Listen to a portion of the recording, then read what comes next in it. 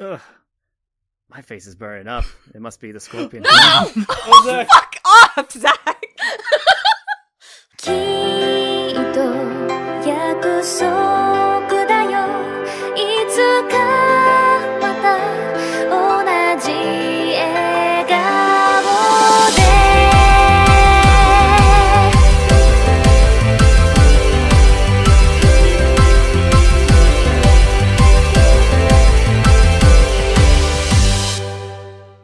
Hello and welcome to episode 91 of the Annie Chatbox. We're getting even older every single day, every single week, every single year. So, that bleakness out of the way, I have a very super full house today. Super full. We're a stuffed old box. We got our 5 regular hosts plus a guest to discuss a show that I'm very excited to talk about. Before we get to that, let's talk about who's here. All the way over, across the ocean, is John. Hello! How you doing? I'm good. I'm hungry, so I'm munching on the side. I mean, that's a great way to live your life. Always eating. I approve. Moving across the ocean, very quickly you will come upon a beautiful woman named Cami. Why, hello there, everybody. I'm here and my pure-hearted love will set Cassie on fire. Oh no. Damn. That should be a pickup line. That one was pretty good. Only the best for you. Speaking of being on fire, down in California we have Zach. Damn! Isn't it electrifying? Are you sure it's not overwhelming? No. Yes. Maybe. I don't know anymore. Our beautiful guest host who's deciding to join us. And then you've got the rest of us in this one tiny little house. In the next room over, we have Gregory. What's up, Internet? And right next to me, sharing the same microphone, we have Dominic. Are they tired of me yet? Are they gonna vote me off the island yet? Am I done? I second the motion. Wait for the See? emails to All kick right. in. Wait for the emails. I don't know. A lot of the feedback has been pretty When are positive. they gonna vote me off the island? I want out. You can vote yourself out, so...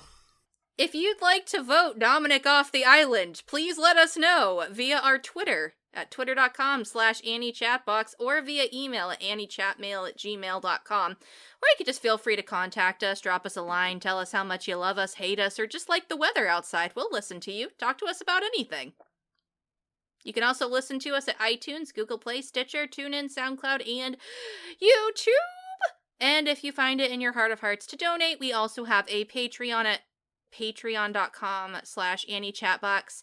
And as always, thank you so much to Suki and Sarah CorpsyAnn for donating. Anyway, we got that out of the way, so I'm excited. Very excited. It's very electrifying, you might say. I'm excited Ooh. to introduce my host choice for this month is going to be Mawaru Penguindrum. We have decided, if you haven't caught up until now, to nix topics when it comes to our host choice, because basically we want more time to talk about the content, and dear God, do we have a lot to talk about today? Mm-hmm. That's putting it lightly. Yep. Apologies in advance, I suddenly got very tired and really want food, so I'm gonna let other people talk now. I'm gonna not actually let other people talk now. God damn it, I gotta talk about all of this stuff, like what the name of the show is, who made it, and the synopsis. Never mind. Sucks to be you. Everybody Yeah. sit down! I lied to you! Alright, so like I said, we will be talking about Mawaru Penguindrum. It is an anime that was animated by Studio Brains Base. You would know other shows by Brains Base, such as Durarara and Kurage Hime, or Princess Jellyfish, which more people need to watch, so I'll keep promoting it as often as I frickin' can. Durarara is also pretty good. Please watch Princess Jellyfish. But moving on, let's talk about Mawaru Penguindrum. The synopsis is as follows. For the Takakura family, destiny is an ever-spinning wheel, pointing passionately in their direction with equal tides of joy and sorrow before ticking on to the next wishmaker. With their parents gone, twin brothers Kanba and Shoma live alone with their beloved little sister Himari, whose poor health cannot decline any further. You don't say. On the day Himari is given permission to temporarily leave the hospital, her brothers take her out to the aquarium to celebrate, where the family's supposed fate is brought forth with her sudden collapse. However, when Himari is inexplicably revived by a penguin hat from the aquarium souvenir shop, the hand of fate continues to tick faithfully forward. With her miraculous recovery, though, comes a cost. There is a new entity within her body, whose condition for keeping her fate at bay sends the boys on a wild goose chase for the mysterious Penguindrum. In their search, the boys will have to follow the threads of fate leading them from their own shocking past and into the lives of other wishmakers vying for the Penguindrum, all hoping to land upon their chosen destiny.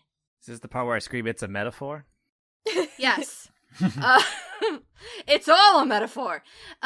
So I guess the best place to start, as always, would be the story, and actually maybe even discussing how newcomers could be persuaded to check this show out, because its story is very bizarre.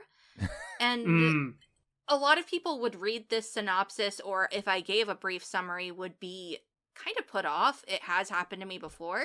So I was wondering how you guys felt about the story in general and how you might sell it to another person if you did like it. That's such a good question. Because, like, honestly, the first time that I checked out this show, it was so happenstance. Like, I literally don't even remember. I think I was looking at, like, a My Anime List forum, and people were talking about shows that were underrated, and somebody mentioned, oh, this show Penguindrum that came out last year.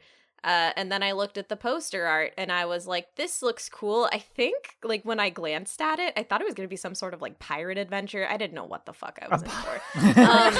Yar! Give me the Penguindrum! Right?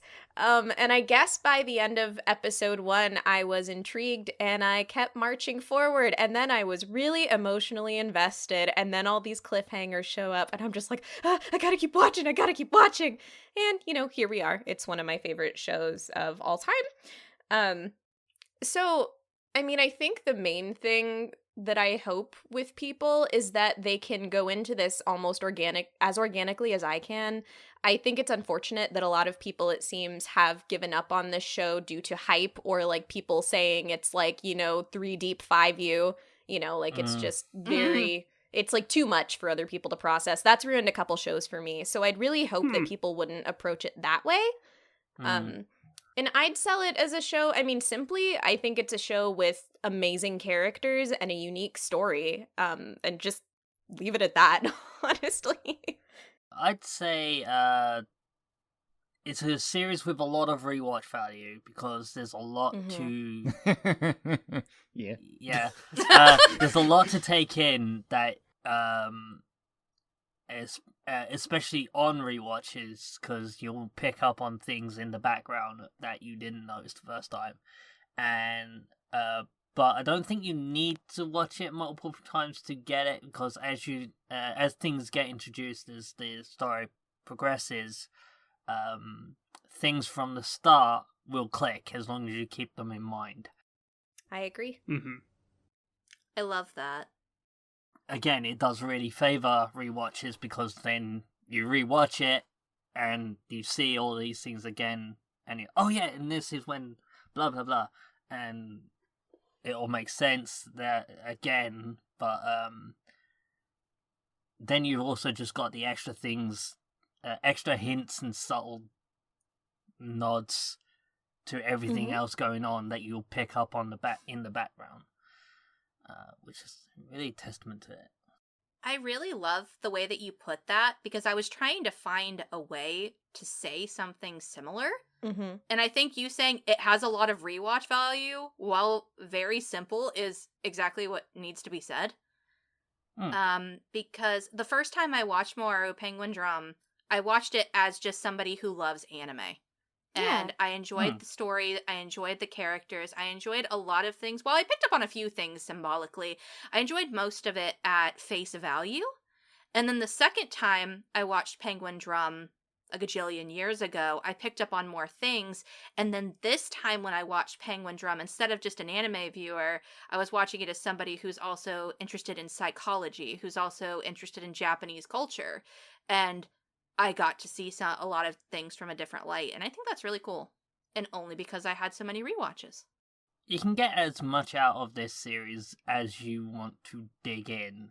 You can just experience it on a face value, and I think it's still very enjoyable at just face value as well. Or you could do what I did when I first watched it. Deep dive every episode when you watch it like a crazy person. I won't say I necessarily deep dived, but I used to be really active in my Anime List episode forums during the day, so I'd like watch an episode and then read like 3 pages of people's reactions and interpretations, and it was pretty fun. I think that that's one of the things this story offers, too, is just so many ways that you can communicate with each other. Because I feel like a lot of anime is, oh, well, you're right or you're wrong. And people are always trying to rip each other's throats out on how to interpret something that may or may not be written in black and white. Whereas there's so much gray in the Penguindrum story and cast that you can argue for hours, or I guess at this point, have a very civil discussion, and nobody's right and nobody's wrong, but everybody's having a good time. That's a lot of things that I see, or a lot of what I see in the Penguindrum community, just looking around. Like, it's pretty fun. It's just pretty common of Ikuhara's works, and I think that's what he wants. He's very vague about what he wants people to interpret it. Yeah.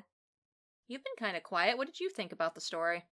So, as someone who watched this initially when it was airing way back in the day, and also the dum-dum who didn't get it way back in the day. Oh, stop.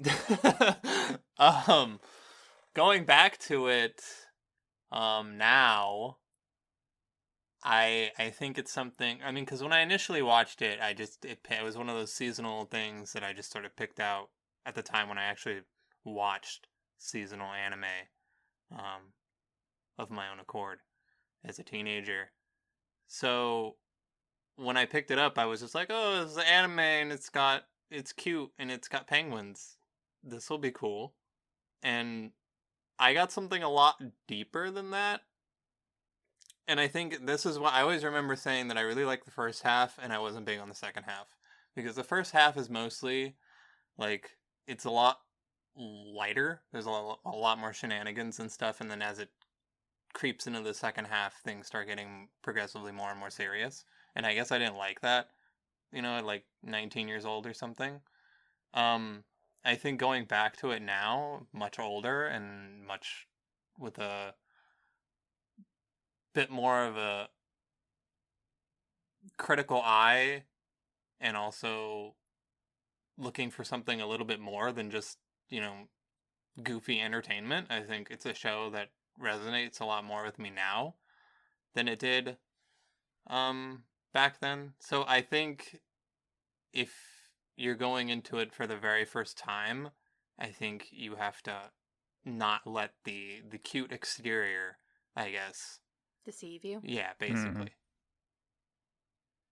Though some would argue that's the point. I mean, that but I would say, just keep in mind that it's more than what meets the eye. For sure. Greg, what do you think? You've also been very quiet, weirdly enough. This show actually was... I don't remember how it was pitched to me originally. I don't know how you got me to sit down and watch it there, Cass. But, I think I was just obsessed with it, and me and you used to watch anime together constantly. That was our thing. Yeah. Like, me and you would just hang out and watch anime for hours. Yeah. We need to fix that. We need to do that more. But anyway, back in the day, that's what we used to do. And I would suggest an anime, and you would just say yes, no matter what it was. Yeah. Plus fucking penguins. That's how I got you to watch it. Penguins! Yeah, I just feel as though, like, as people said, it's deceptive, yet it's rewatchable. The thing that drew me to it was the core characters themselves and the theming of, like, love and family and just cherishing those closest to you. And that's what drove it home for me. Upon rewatch, you learn of all this shit. You see all behind the veil of all the things that are happening. And I described this show as what is it? Just a fever dream? Because basically when Zach was doing his deep dive analytics. He was like, I'm finding this and this and this and this, and I'm just like, I forgot what the main antagonist's name was. Fuck. My brain. I have the memory of a goldfish, but man, it's still just as enjoyable even now as it was back then. There's a reason why I think this is Ikuhara's best work. Mind you, it does have a bit where it's like kind of rushed and convenient, but at the same time, I think the themings and what it is trying to say is powerful and poignant. So, Craig, I honestly think you made a good point in saying that this is Ikuhara's most polished piece. Mhm. I've heard that through a lot of people. Someone in some other Ikuhara video mentioned that in Utena, it took 39 episodes to say what he wanted to say. And Yeah. then Ikuhara took 24, I think. Yeah, 24.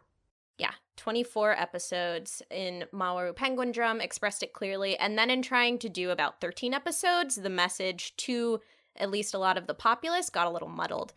So there's a very good, like, solid middle ground in Penguindrum as far as, like, saying what Ikuhara wanted to say and the episode length.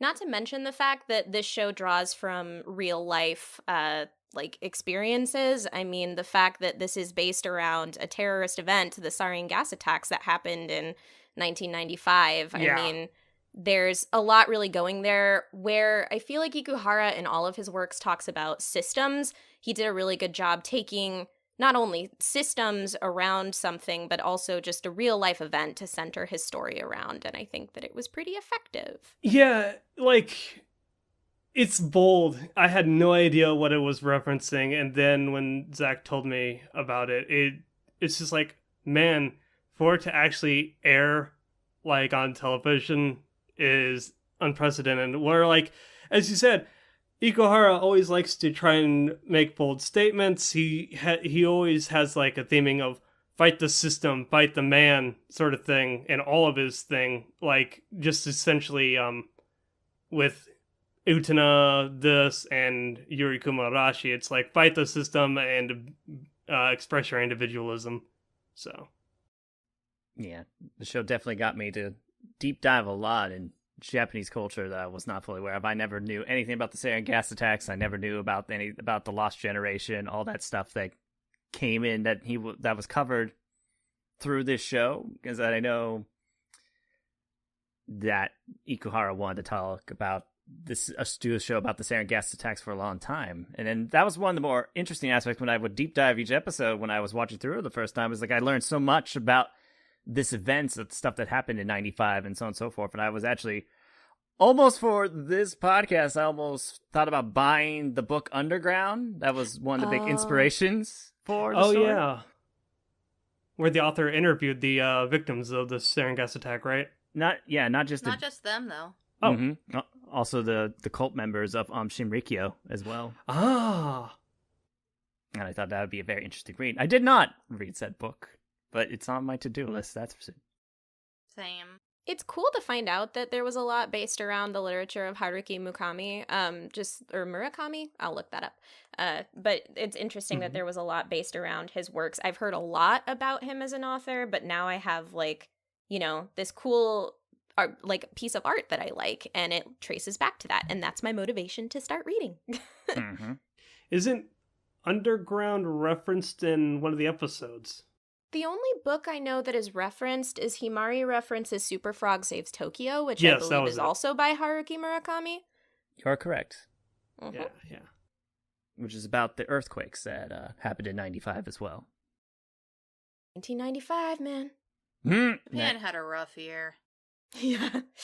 Also, a really cool thing about the story that I thought was kind of cool, and I'm gonna pull you back in here and force you to talk, is I remember at one point when we were watching the show, Dominic was like, this show is just such a millennial show.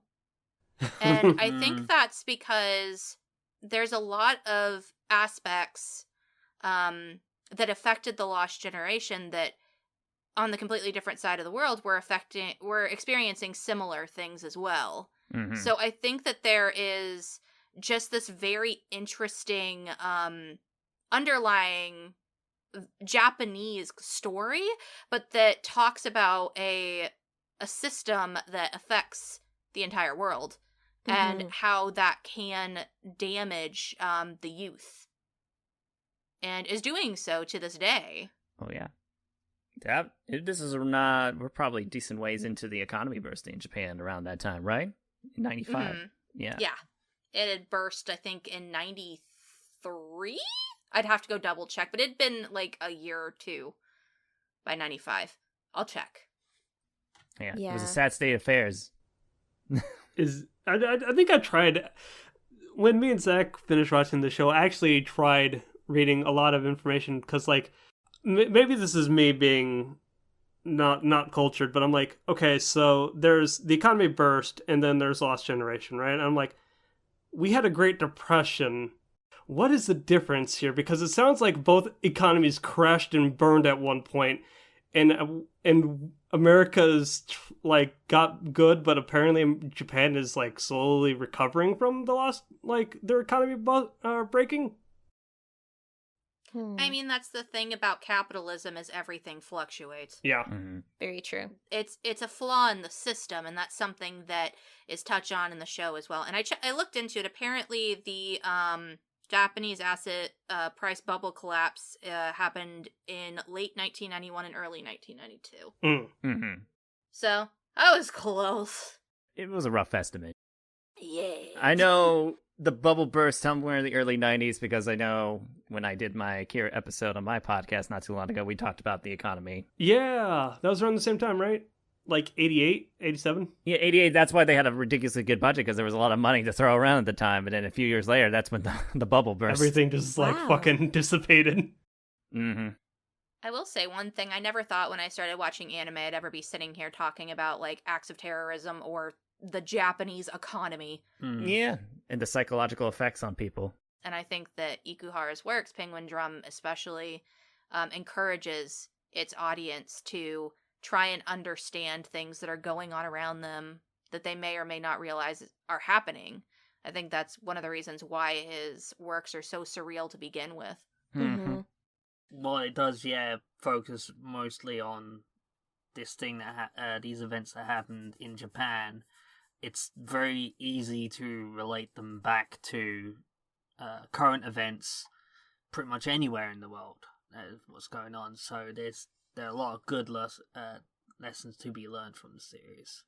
Oh yeah, reaching out, showing people love is a big aspect of the series. Also, just the idea of like what causes someone to commit terrorism is a big thing in the show. Oh yeah, completely. So it's like circle abuse and all that regards. Like the motivations and then the aftermath effects of the act. Like it's all about what's around the act of terrorism rather than specifically the act itself when it happened. They don't even really show it. Yeah. To be honest, they mostly show the people who were directly inflicted and how those people who were inflicted may inflict pain or something else upon the people who come after them. And they showed that really cool with showing the different generation gaps of the characters.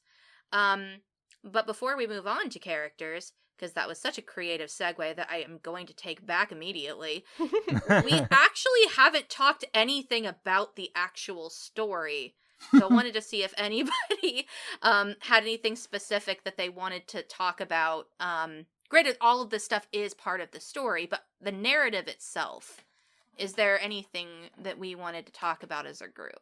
I think John kind of mentioned this, but I do like a little bit of the drip feeding like sense of the narrative, where there are little things that are touched on and gradually you get kind of the deep reveals, and it leads to some really powerful moments. Yeah. So I think like, I mean, I guess I don't want to go into details because I want to save that for spoiler room. But yeah, definitely. Yeah, but the pacing of the show and how it doesn't give you everything at once, but like delivers everything in the right time to make it really powerful is something that I admire for the show's pacing. I agree. And it's like a roller coaster almost as well. Where just like the first 7 episodes, it's like going up the roller coaster at the beginning, and then episode 8 is when the drop, I feel, occurs for the show. And then everything else is take the metaphor as you will, loop-de-loops, sidewinders, all that fun stuff. Even just kind of like divorcing all the subtext, all of the like the inspirations that Ikuhara had for this. I had no idea what any of that was. I remember back in the day when I watched this with Cass for a show that like me and her like really gelled with. I was just like enamored with Shoma, Kanba, Ringo, Himari, their story about like, and just how they're kind of been dealt kind of a shitty hand and how they're trying to essentially get by. And again, as John said, it's the show drip feeding you. And as Zach said, it's the roller coaster of emotions that this show is. And you're just there for the wild ride as it is. And it's, while this show is dense as fuck, it's got a lot to say about it, right? And it's in 24 episodes. There's like a fine line of, man, this is so enjoyable. I want to binge this. But also at the same time, you got to be like, all right, let's stop and think about what we watched. And this is the fine balance that this show, for me, hits. Or I could just scream all what we're watching on the screen instead at the same time. I mean, that's what you did, Zach. Like, watching the show with Zach on the rewatch was an interesting experience, to say the least. I feel like everybody should watch Penguindrum with Zach. I feel like it should be a requirement. I think what kept me... I don't think I like fully binged this show, but I would watch at least like 6 episodes at a time maybe when I first watched it. And I was going to mention this with the roller coaster metaphor, but like this show loves its cliffhangers. You know, it does that thing where you're going up the hill on the roller coaster, you see the ledge and then you stop. Like this show did that so many times. I feel like the show does have a lot more cliffhangers than probably the other 2 shows. But when I first watched it, it never felt like a gimmick or anything like that. It kind of just kept me intrigued and keeping going.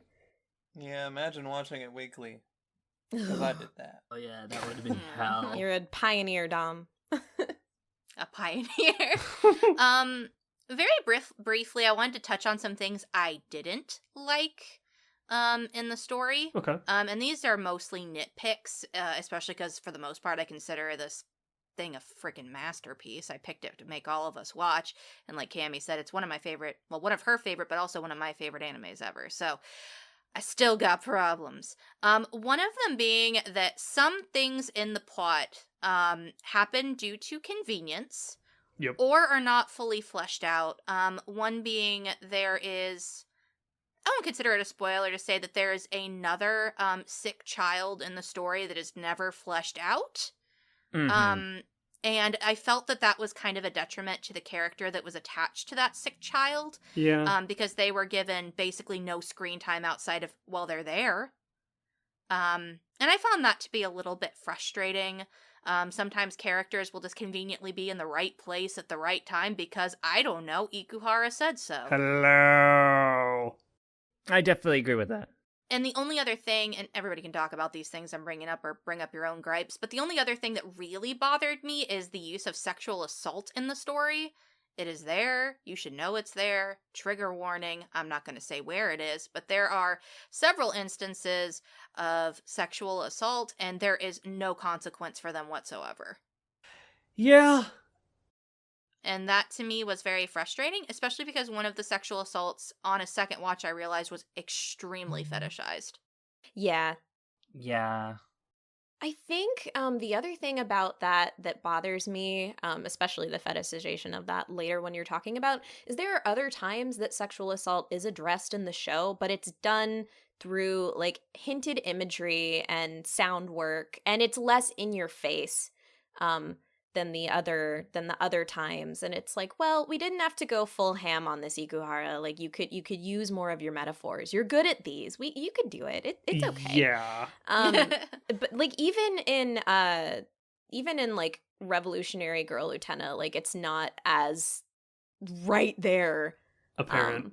Yeah, as it was in these 2 cases. Like there was just enough shock value, where here it was, like you said, just kind of almost flaunted and felt like it lasted too long on screen. So I agree with you.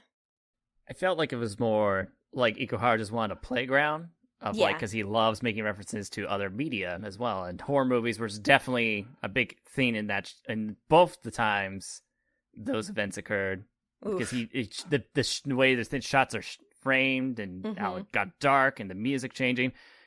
The second time with the frog-based one with Tabuki, where that happened, there's a direct shot taken from The Shining, for example, that was used at one point as well. So to just echo what Cass said about nitpicks, really, like, the show likes to make you think, but there are instances where characters will just show up for convenience sake. Like, they put the hustle, like, a certain character has the, like, hustle game of a champion where they're able to go from point A to point B to point C within, like, scenes alone. And I'm like, I can't, how did you get to this and then talk to that person, but then get on a train? What? How? Homegirl knows, like, shortcuts real well. She hacked the system. She has to save, like, a getaway. Like, there's a lot of cutting corners in the storyline in terms of characters getting to point A, point B, or even getting to a certain point in the, like, their motivations and so on and so forth. Like, it jumps, and then, we need to get to this part, so we're going to throw this weird thing in the middle, so it kind of, like, connects the two, but it's like, I think I remember asking you, I'm like, why is a certain character doing this action late in the game? Like, I get it, but at the same time, it just seemed like there was no build-up to this action. Again, this show is really fucking hard to talk about without actually diving into, like, half the shit. Yeah, we will later. Trying to be vague and stuff. I have a nitpick of my own, though it is a bit more minor, I guess.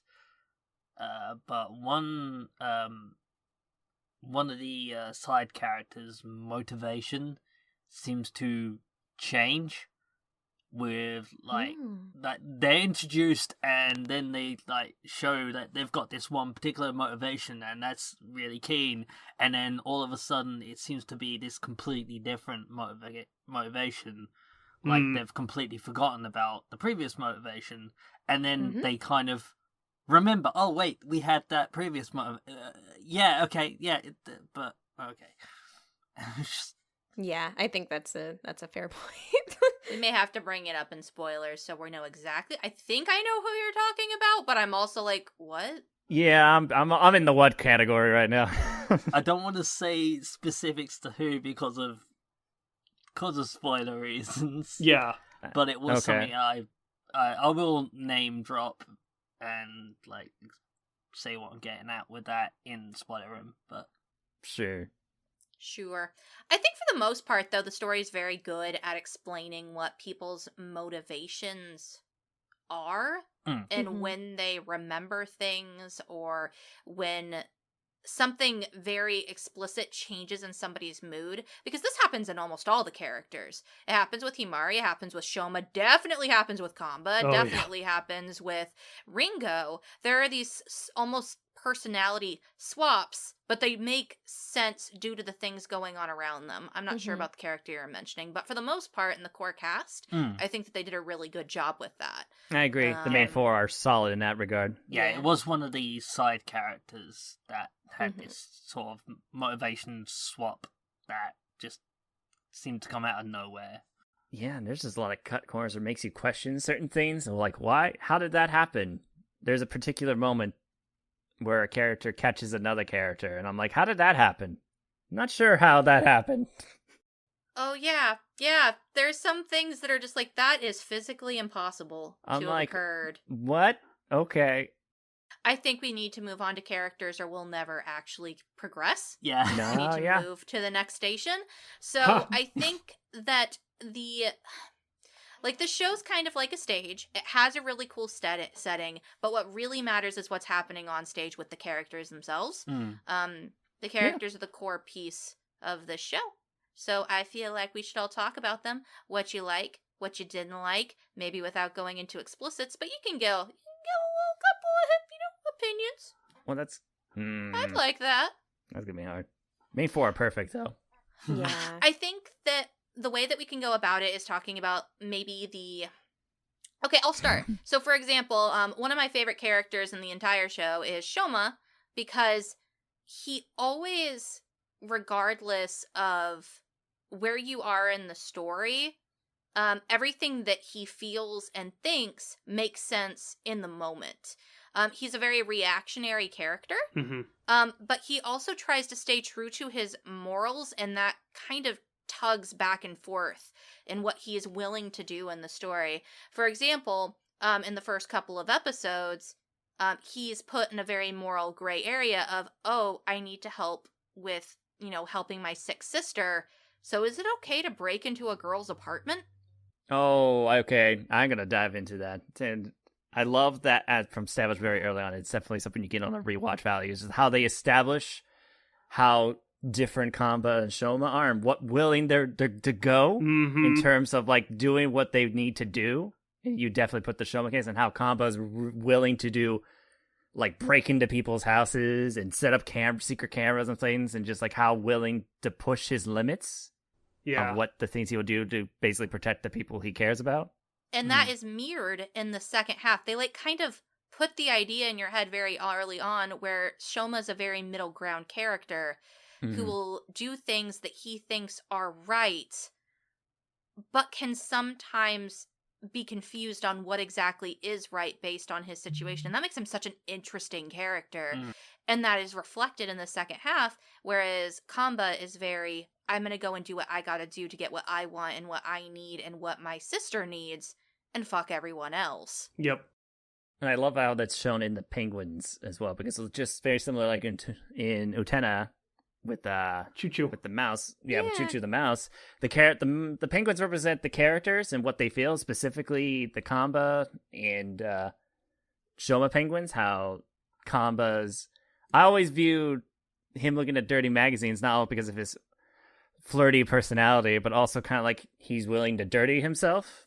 Yeah. To get what he's done, and how Shoma's like he's a very emotional character, so he eats a lot, so he eats his emotions away, and then he sprays bugs because he doesn't want to view the dark side of things and sprays them away. So it's like, I don't want to deal with this dark feeling or thought right now, and I'm just going to ignore it by spraying it with this bug spray. Yeah. And I loved that about him. Yeah. Because he was just such a sentimental character who was caught in the middle. And it's just, and that makes him very endearing and also kind of heartbreaking. He also shoulders a lot of blame in the show. Not going to say why, but just seeing his heartbreak is very difficult for me. So it was interesting to see that development. And while in the narrative it seemed almost immediate and out of nowhere, it's actually really well built up to till that point. And I really appreciated that about Shoma's character. I think he was the character I related to the most.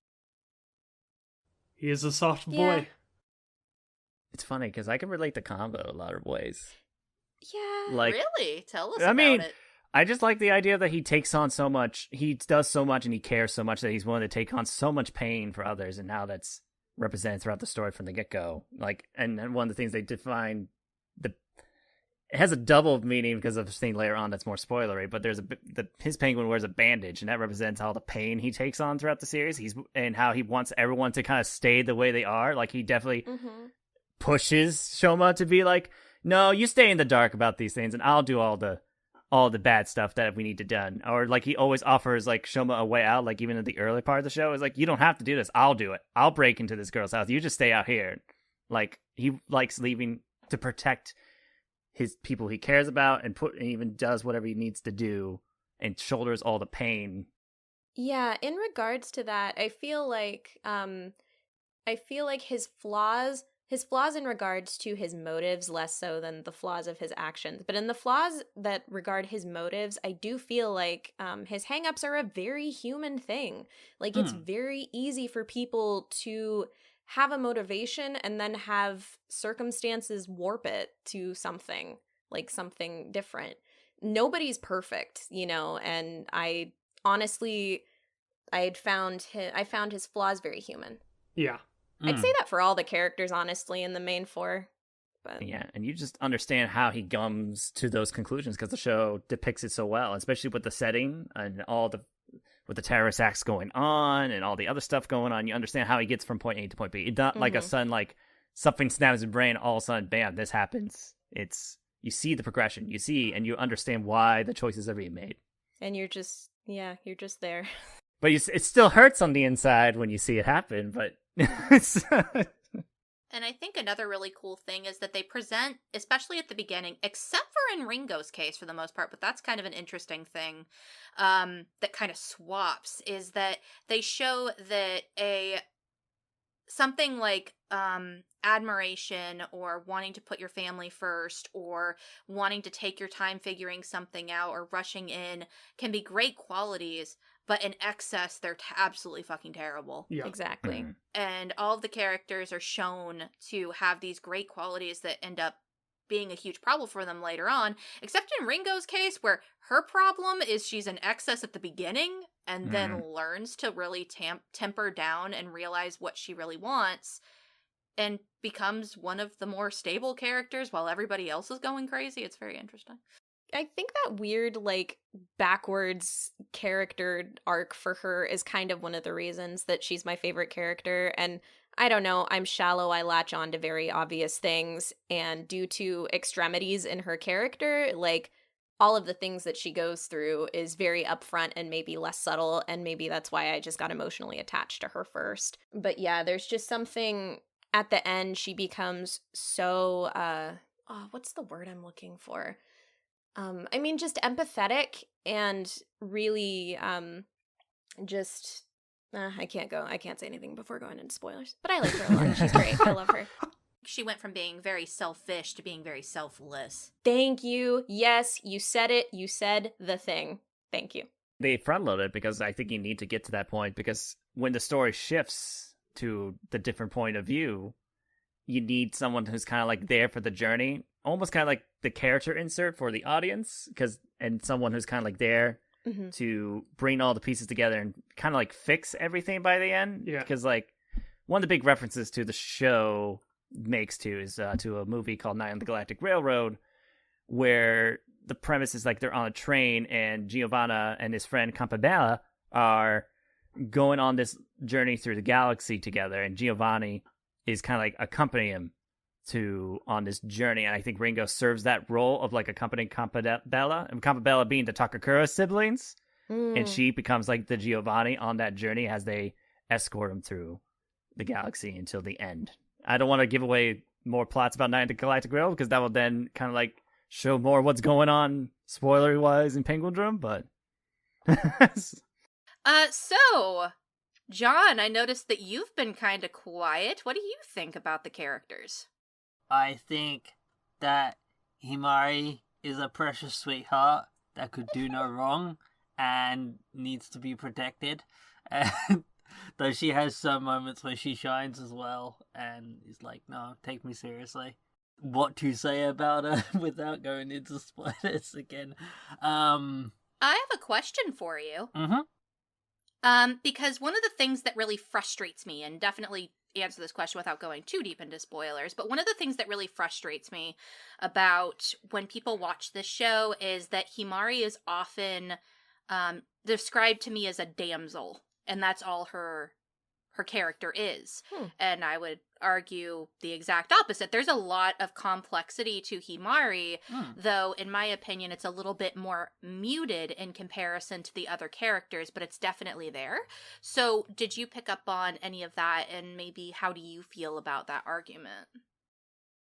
I feel like it comes up more later on, where like the moments where she shines and like she's more than just a damsel in distress that needs protecting and saving. But she definitely has her moments throughout the series where she is far more than just someone. Like, yeah, she does need protecting. She does need her two brothers to come and help her and do whatever they can to try and cure her, but she is far more. There's far more to her character than just sick little sister that needs saving. There's She brings some insight into situations that other characters had. Like, she has a different perspective on situations.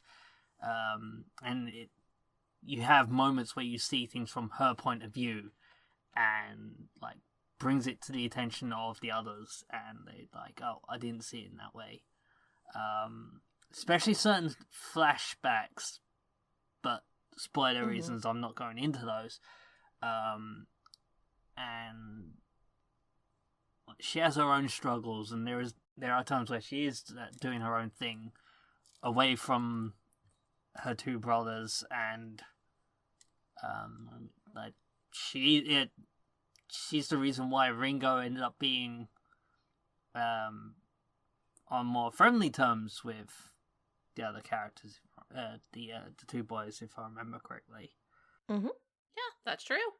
Yeah, there are ways that she advances the plot that wouldn't have happened without her if she was just like sick girl in bed needed protection.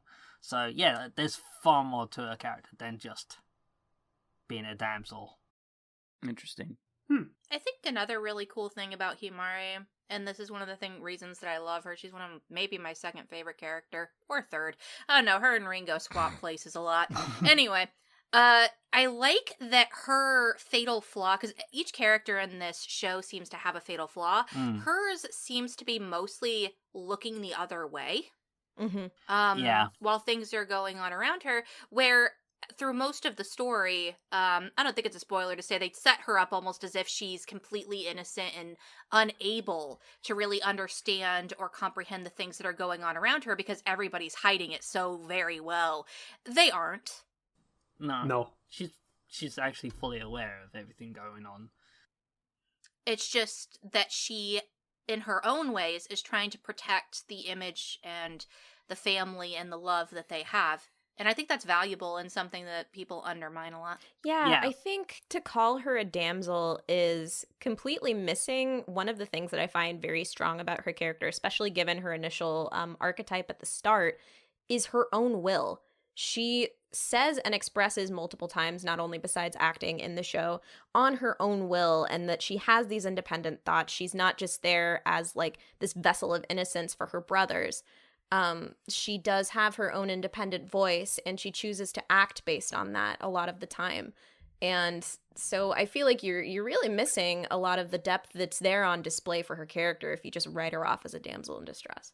Yeah. It's funny because I never viewed her as a damsel, to be honest. I always kind of viewed, if I had to view her first, I always kind of, if I had to pick one, but I don't even view her like as more of a Mary Sue. I always feel like and that's because characters view her as kind of like a person who can't do no wrong. Exactly. Like a Mary Sue as character. So I would put her in that category more, but then she's more flawed than that too. So damsel never came to my mind at all when I thought about her. Craig, how do you feel about the characters? We don't got to talk to you a whole lot. Oh, well, the characters, again, the main four, as you all said, are rock solid, right? Some are precious cinnamon rolls, some will do the extremes for their family, others are practically angels. Ringo's, again, as you said, Ringo's kind of like a reverse character arc, goes from selfish to selfless, is really excellently done. Comes like a lot of the theming with her goes like when she's faced with a situation, and again, it's all like larger than life sort of things, which we'll talk about later. I want to talk about the main antagonist of the show, though. I won't go too deep into it, but like I like him because he's mysterious. He's got like swagger, if you want to call it that. Like he has style. There's a scene, and Zach's got it as his icon right now. He wears a scarf, and he looks good doing it too. But there's a lot more to him than meets the eye. Like he kind of comes off as like, oh, he knows so much, but he's like snake oil salesman, kind of like where he's like, I'm going to do the thing, but will it work for you? I don't know. Snake oil salesman. That's amazing. That's perfect. 100%. Because he is definitely, I mean, we discussed it in our conversations on the side when we were rewatching the show, Craig, but he has to come up as likable, Because then no one's going to listen to what he has to say, what he has to pitch. Yep. You just know there's something off about him. Everyone knows it. But the things he's saying make sense. The things that he tells you make sense, and it fits into your mind view. And you're like, oh, this guy is making some good, valid points. Yep, which exactly. Is and he manipulates those thoughts, one's own fears to fit his own agenda. Benefit. Yep. And while from an outsider perspective, we can probably see, like, no, don't listen to this guy. This guy's clearly the villain at this point.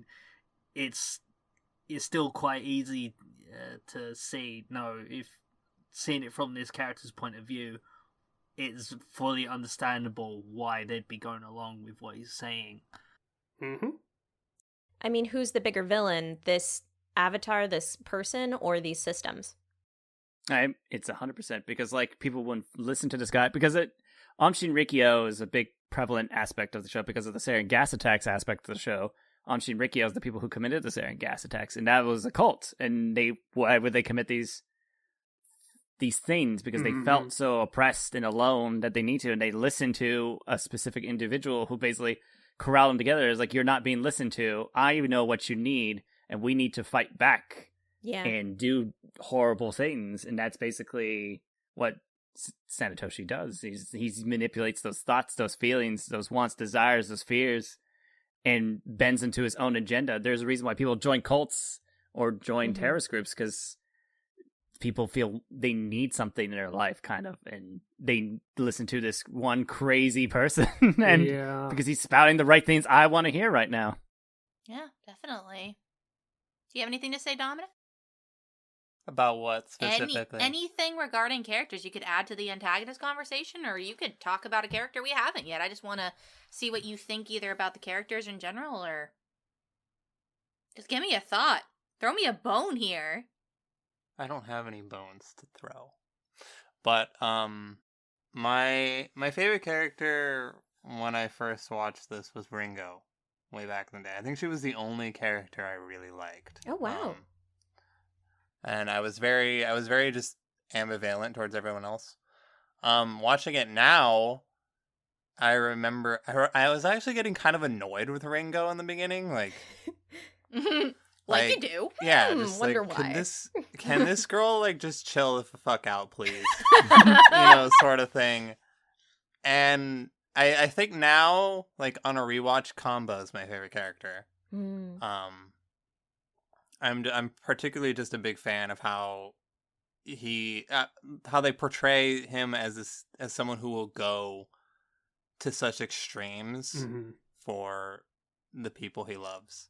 Yeah. But I think another set of characters that stood out to me, like as characters who start off seemingly just sort of there, or like as normal people. But their growth throughout the series, and especially like the theme that's sort of conveyed through them at the very end, was Yuri and Tabuki.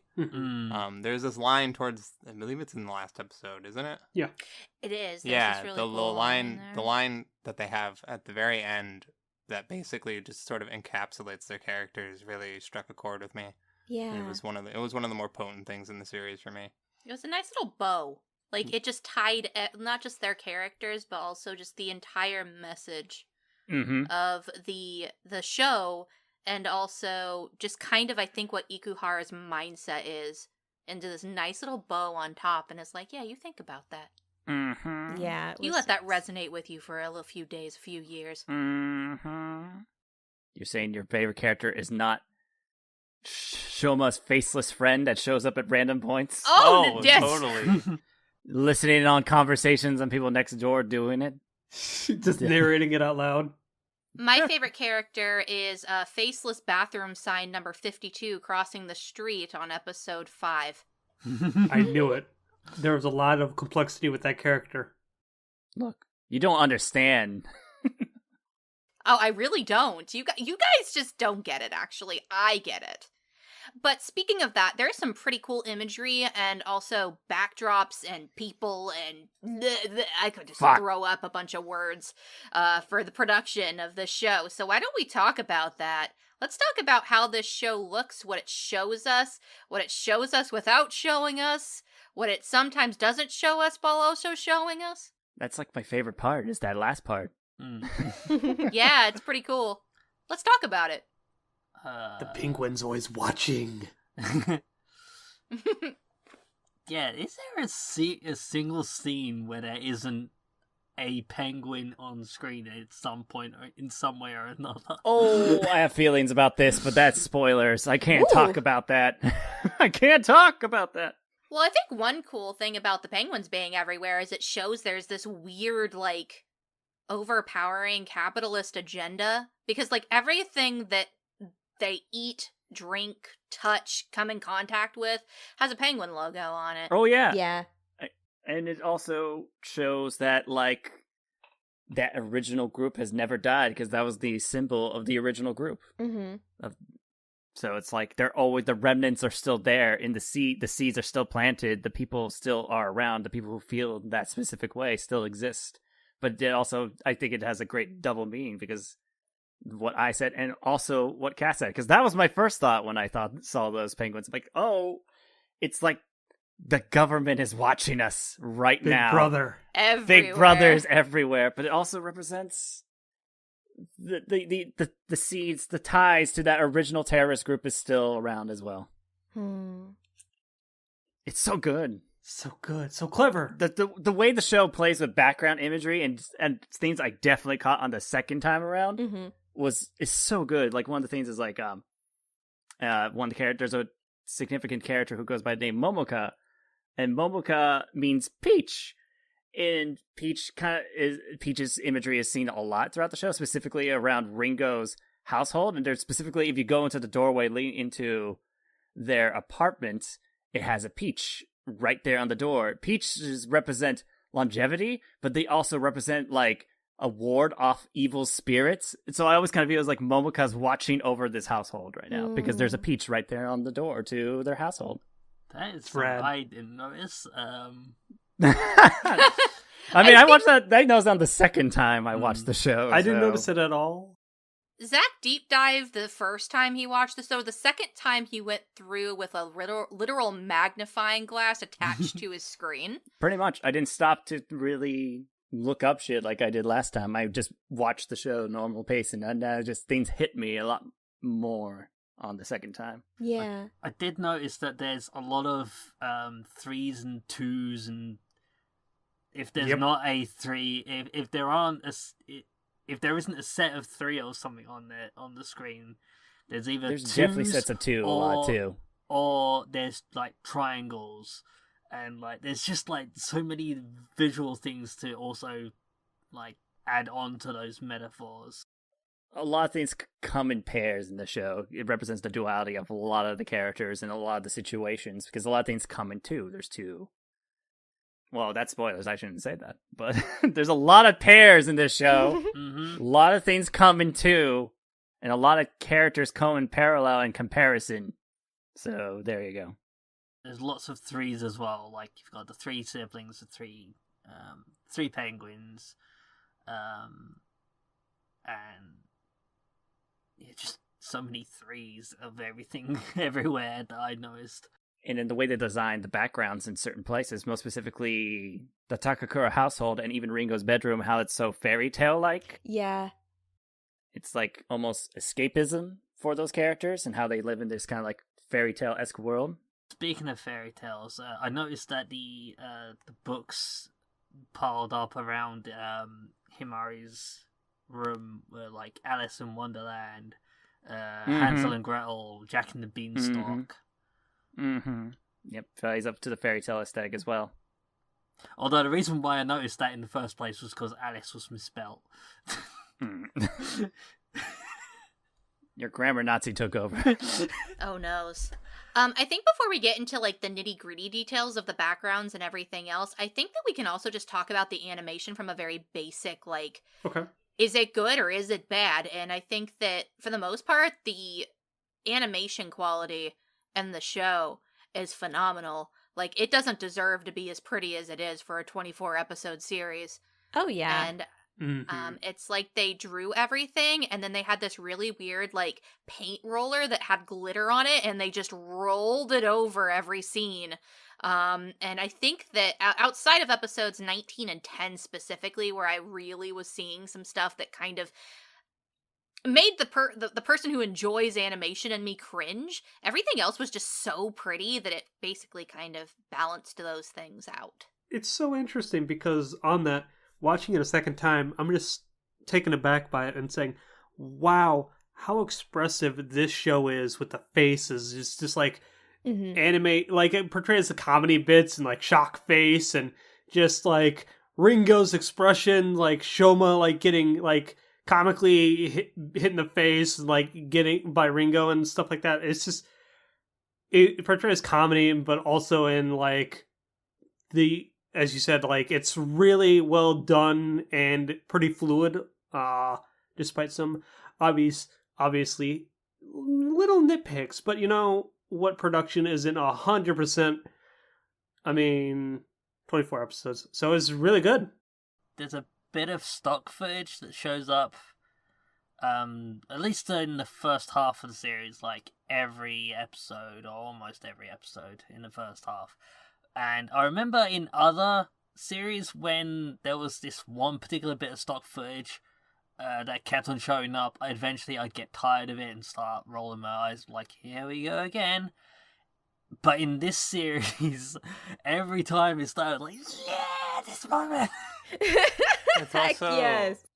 I think my favorite thing about the stock footage is to see the little changes that they play with every time, because, like, there's like little things that the characters will do in specific positions. Yep. It's always the same, but it's also always a little bit different. So I think that part is really interesting to see how it changes every single time. It's also just fucking bizarre, so you can never get used to it. There's that too. It's also just the Ikuhara staple. Ikuhara comes from a school, from directing all the Sailor Moon episodes. He likes to play with repetitive imagery and using stock footage repeatedly for like a quote-unquote transformation sequence. Yeah. He really likes doing that. Welcome to Rock and Roll Band. What a good song. I'm just a rock and roll man. We're just a rock and roll band. Yes. But yeah, he really likes doing transformation sequence between that, Utena walking up the stairs, licking lilies. Oh, One's a little bit more on the nose than the others. I mean, look, he likes his transformation sequences.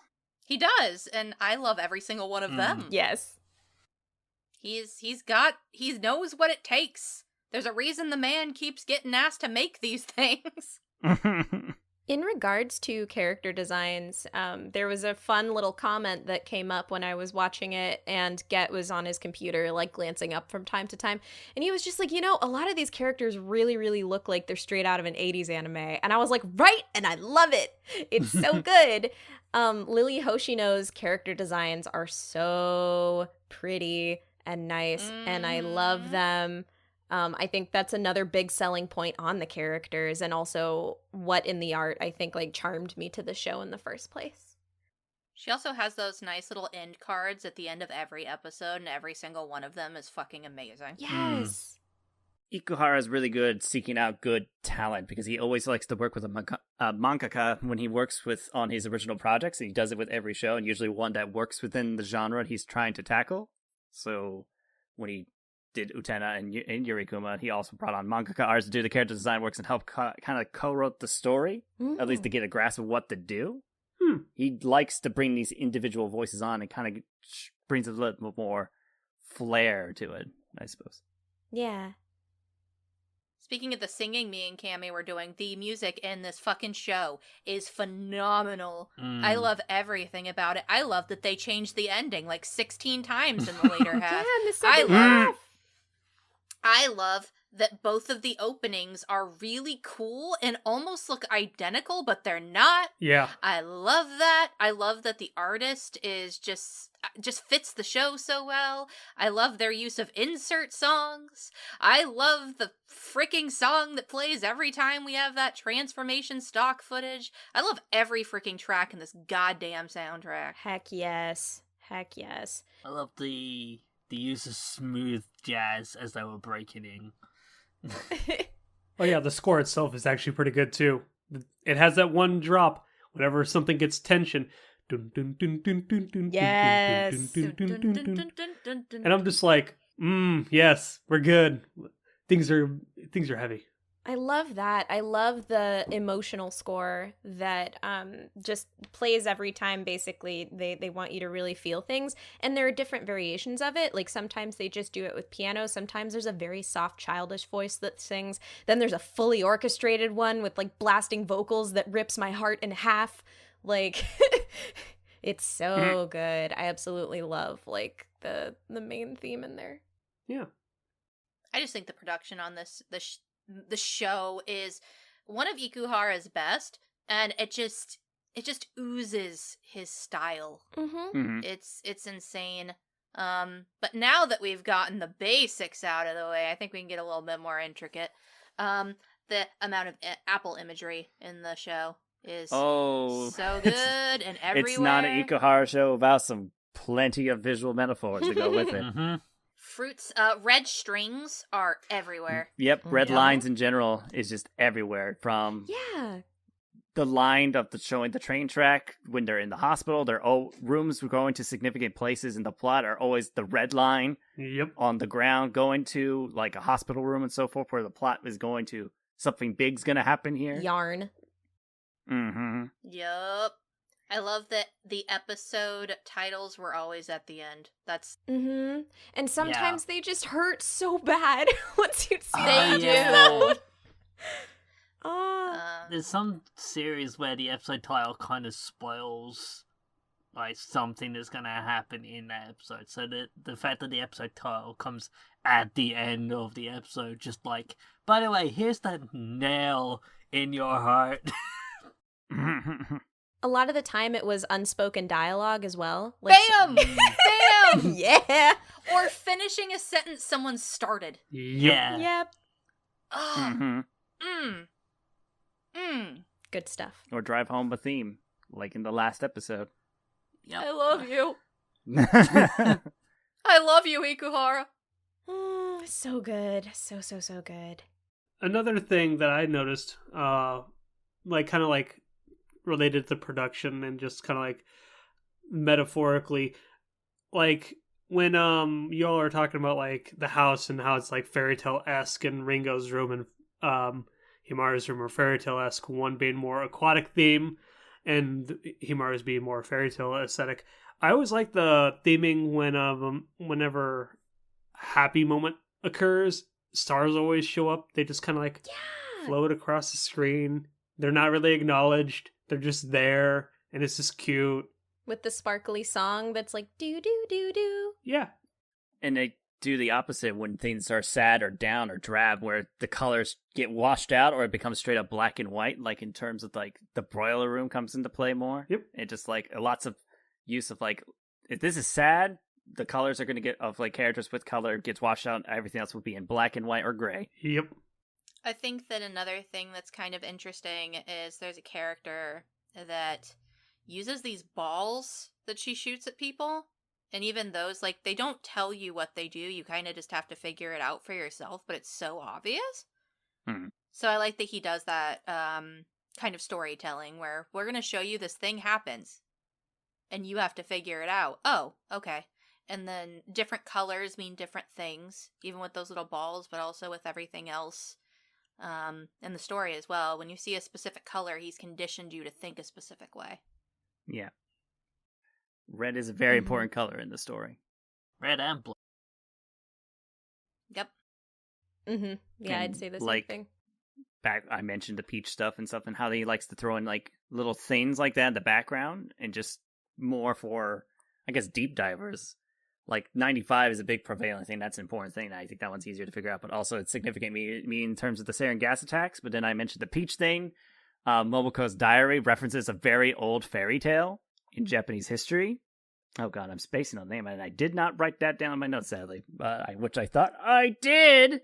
But it's a story about a man saves a turtle, and then the turtle takes him to this kingdom where he meets a princess, and the princess basically lets him live there, and he leaves, and hundreds and thousands of years has passed, but he gives it a chest. Yep. And he's told not to look inside the chest, and he looks inside the chest, and then he ages instantaneously all those years that he skips and dies.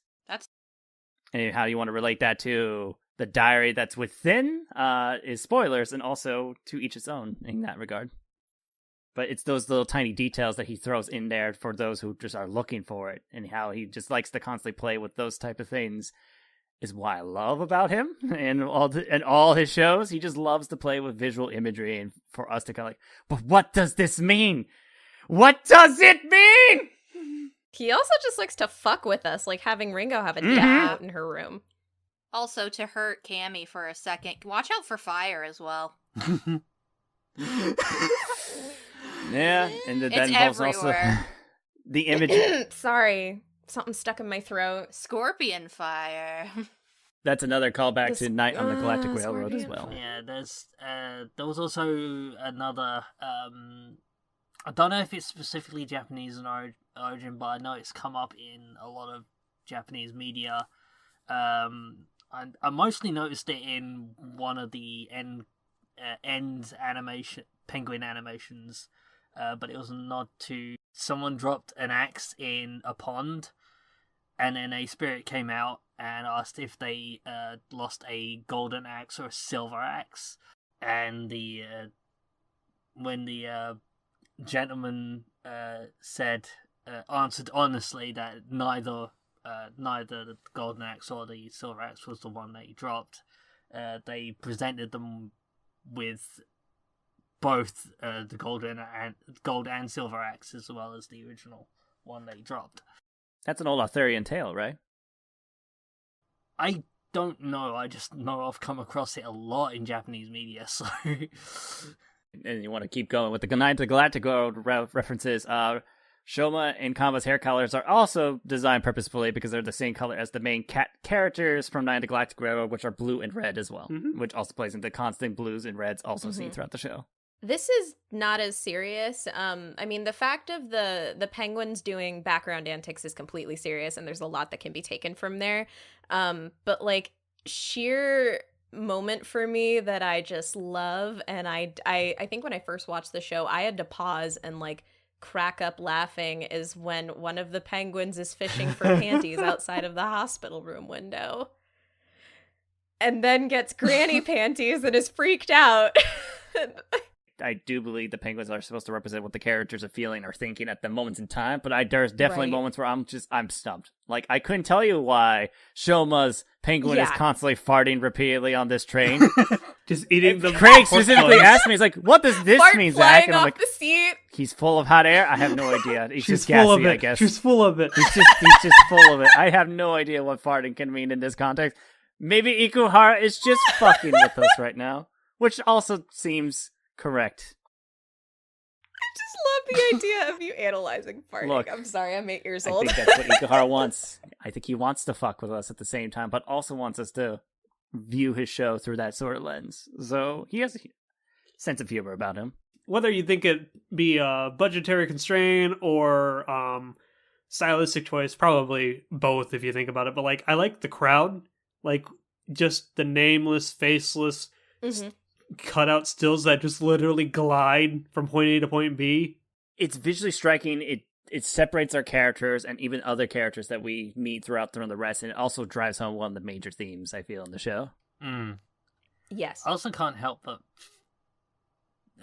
make comparisons to more modern attempts at filling a crowd, and I think I prefer this method over really badly done CG crowds that tend to be the go-to method at the moment. It's stylized and effective. Really drives in the point, like, yeah, it's a giant nameless, faceless crowd, but it is what it needs to be. But it also drives you in. It makes you feel these characters feel disconnected from everyone else around them. And again, it just emphasizes and drives home those themes that they're showing in the show. Okay.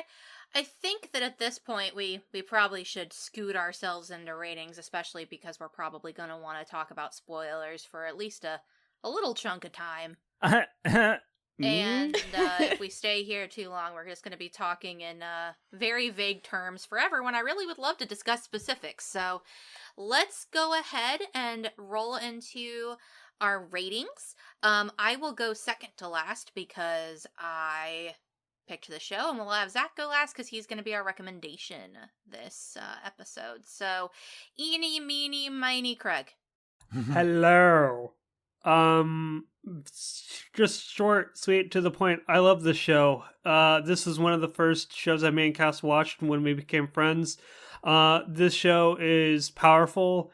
It's got a good set of themes going for it and a very good set of characters to go along the way. Again, it's just all about trying to love. It's cheesy, it's corny, but in the end, it's really well done, animated beautifully, very expressive, very poignant and bold, to say the least. Ikuhara went the distance. Japanese dub, really fucking solid. English dub, very okay, in my opinion. I thought it grew on me. I watched it entirely in English.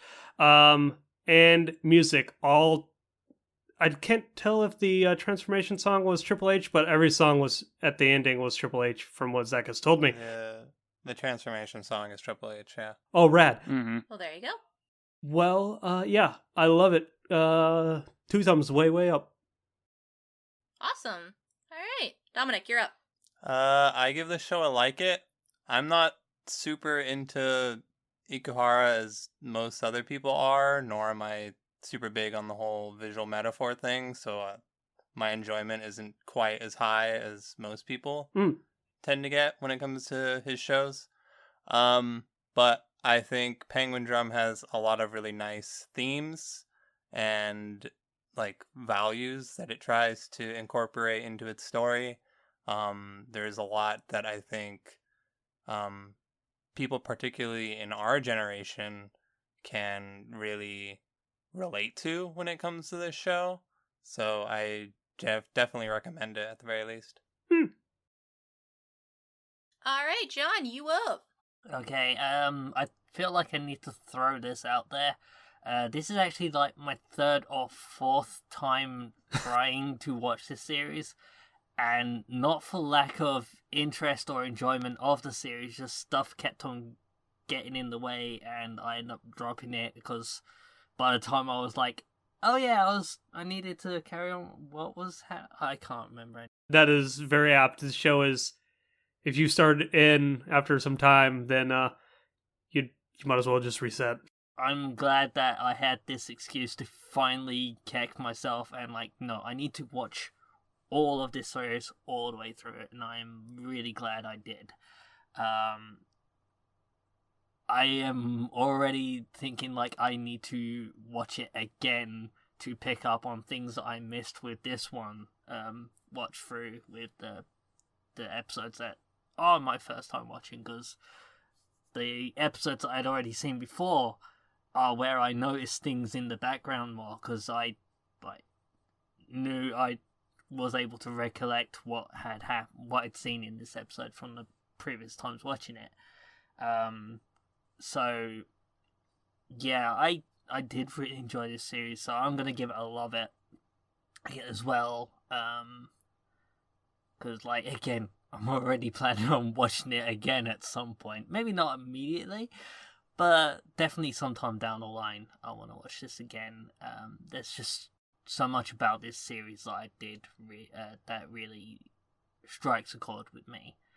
And yeah, maybe I'll probably will end up maybe not quite as deep diving as Zach did, but I also do reading more into things if it catches my attention, and this definitely did catch my attention. I want to learn more about it, So yeah, I love it. Nice.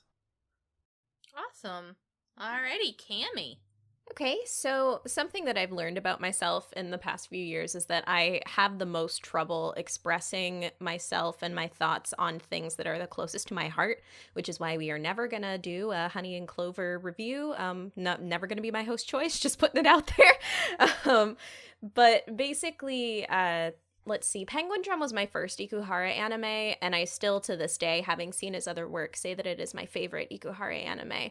I think, again, as I slightly recapped, on all fronts, it's able to execute the most effectively on the things that Ikuhara is very good at.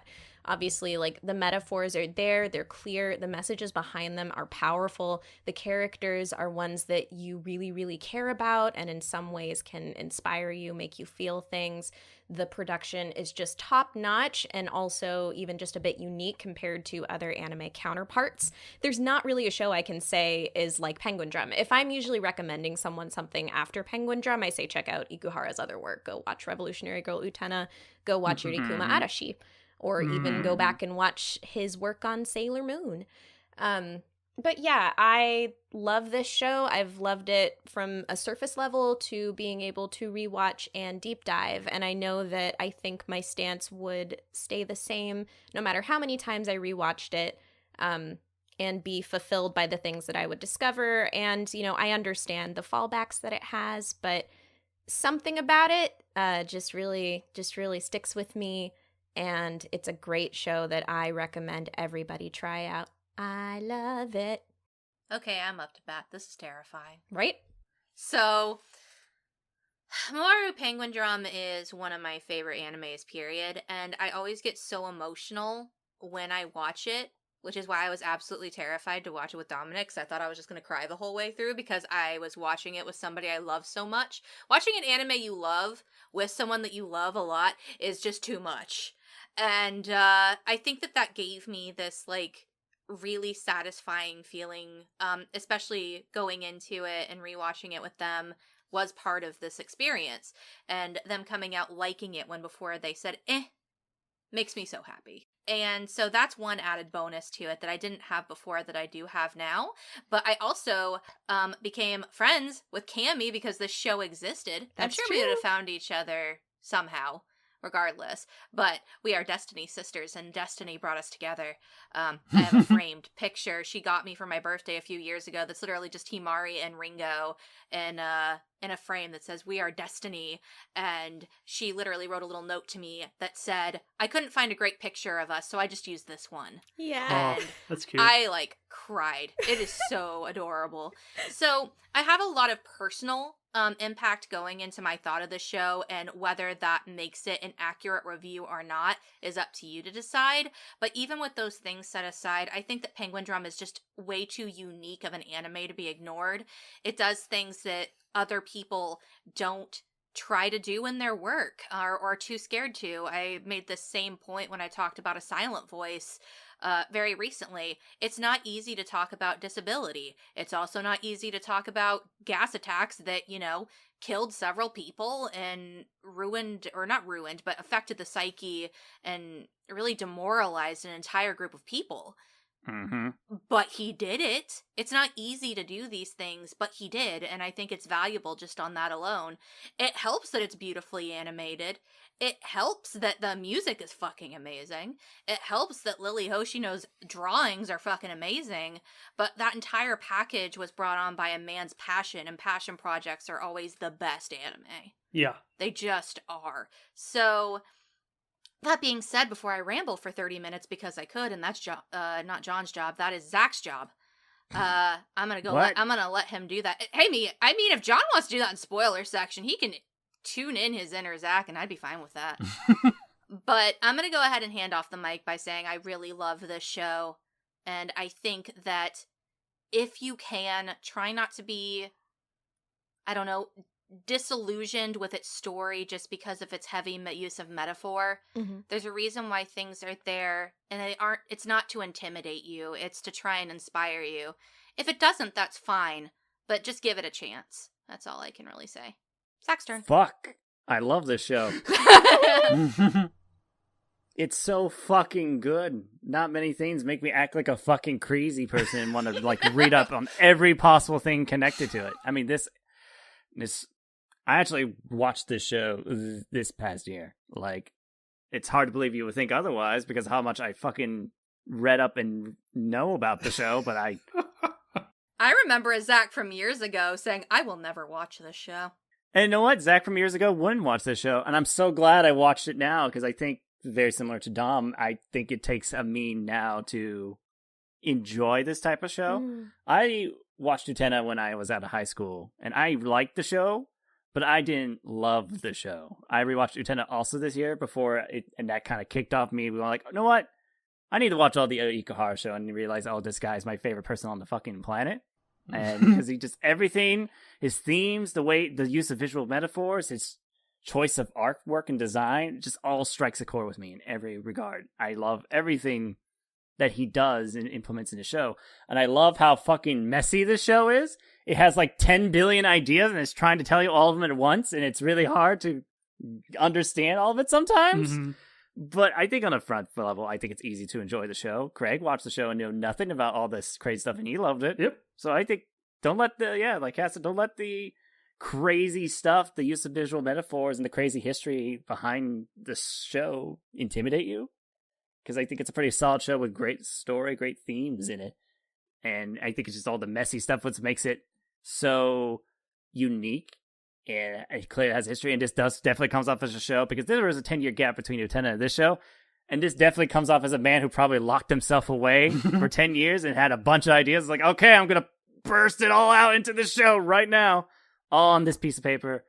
It's definitely the most dense of his shows, and I think that's what I love about it, too, is just that, like, Utena, I did plenty of research and look up on it, but this one definitely, I think, has a lot more dense in terms of like its theming, the characters, the story, and so on and so forth. So yeah, I'm gonna give it a big love, big fucking love.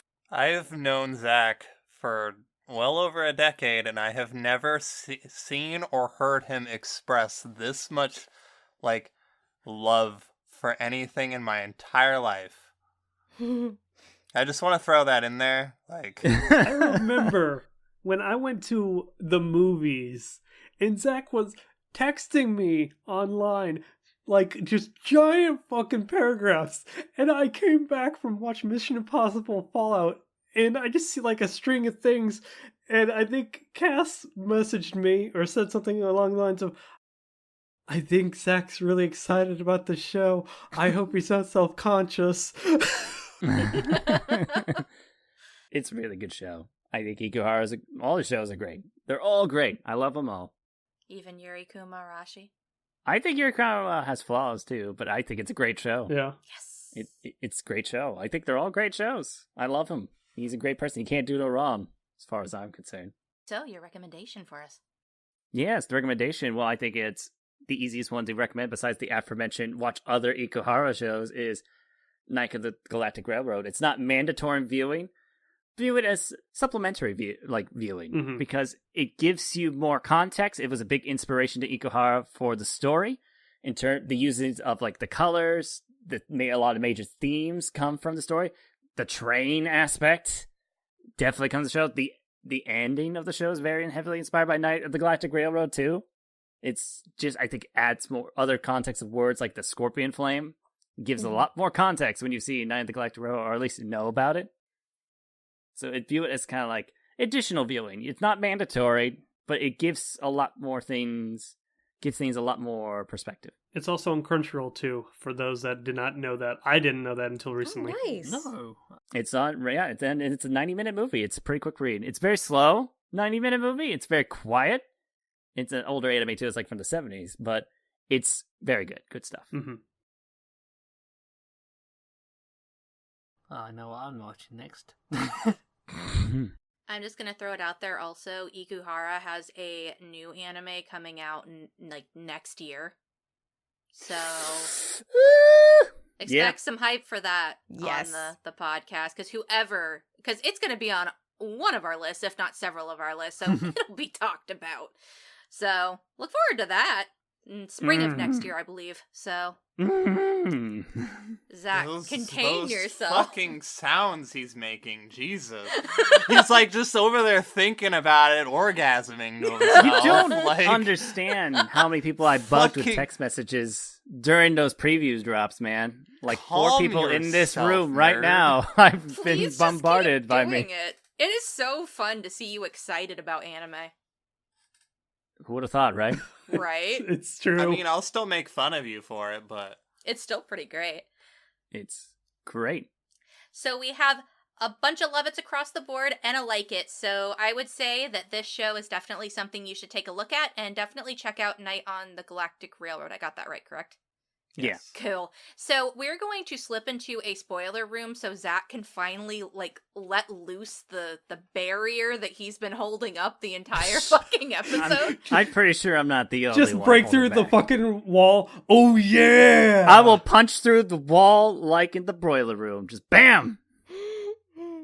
Well, we're going to ride our conveyor belts into the spoiler room. So if you've listened up to this point, thank you for joining us, and we'll see you next time for those who want to stick around. Can I talk about the very great foreshadowed metaphor that's shown like in the very first episode that I Sure. really wanted to talk about? The fact that the penguins appear in trash cans, that one says like recyclable, flammable, and non-flammable is beautiful. Yeah. Like Ow. Shoma's appearing in the flammable trash can is so good, and like Compass is in the recyclable trash can. It's so good. Great visual foreshadow right there in the first episode. And Cami's like dying. It's so good.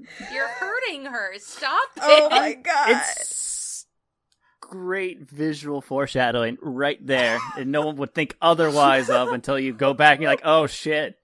Ikuhara had his figured out from the get-go. Thing that gets me upon a rewatch is just the sheer amount of shady ass shit that Kamba does. Like even when they're breaking into Oh yeah, I pointed that out in our viewing. like even when like they're spying on Ringo, Zach was like, how do you think he got that You know gear? he's connected to the group from this episode. Because how can you, like, you've on the first time view and you're like, man, you can think of this as anime shenanigans, but wait, how can he afford all these crazy spy gadgets? He's with the group from the get-go!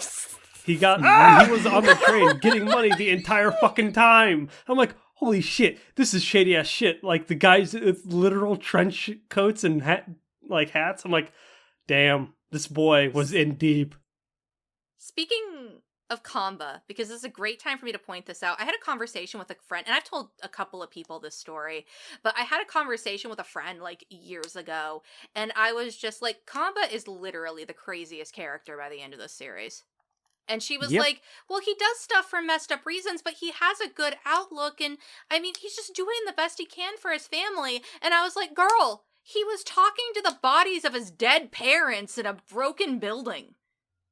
And she's like, wait, that happened? And I was like, hold on. And I had to go get fucking screenshots of him thinking he was talking to his parents, and then later their corpses being found.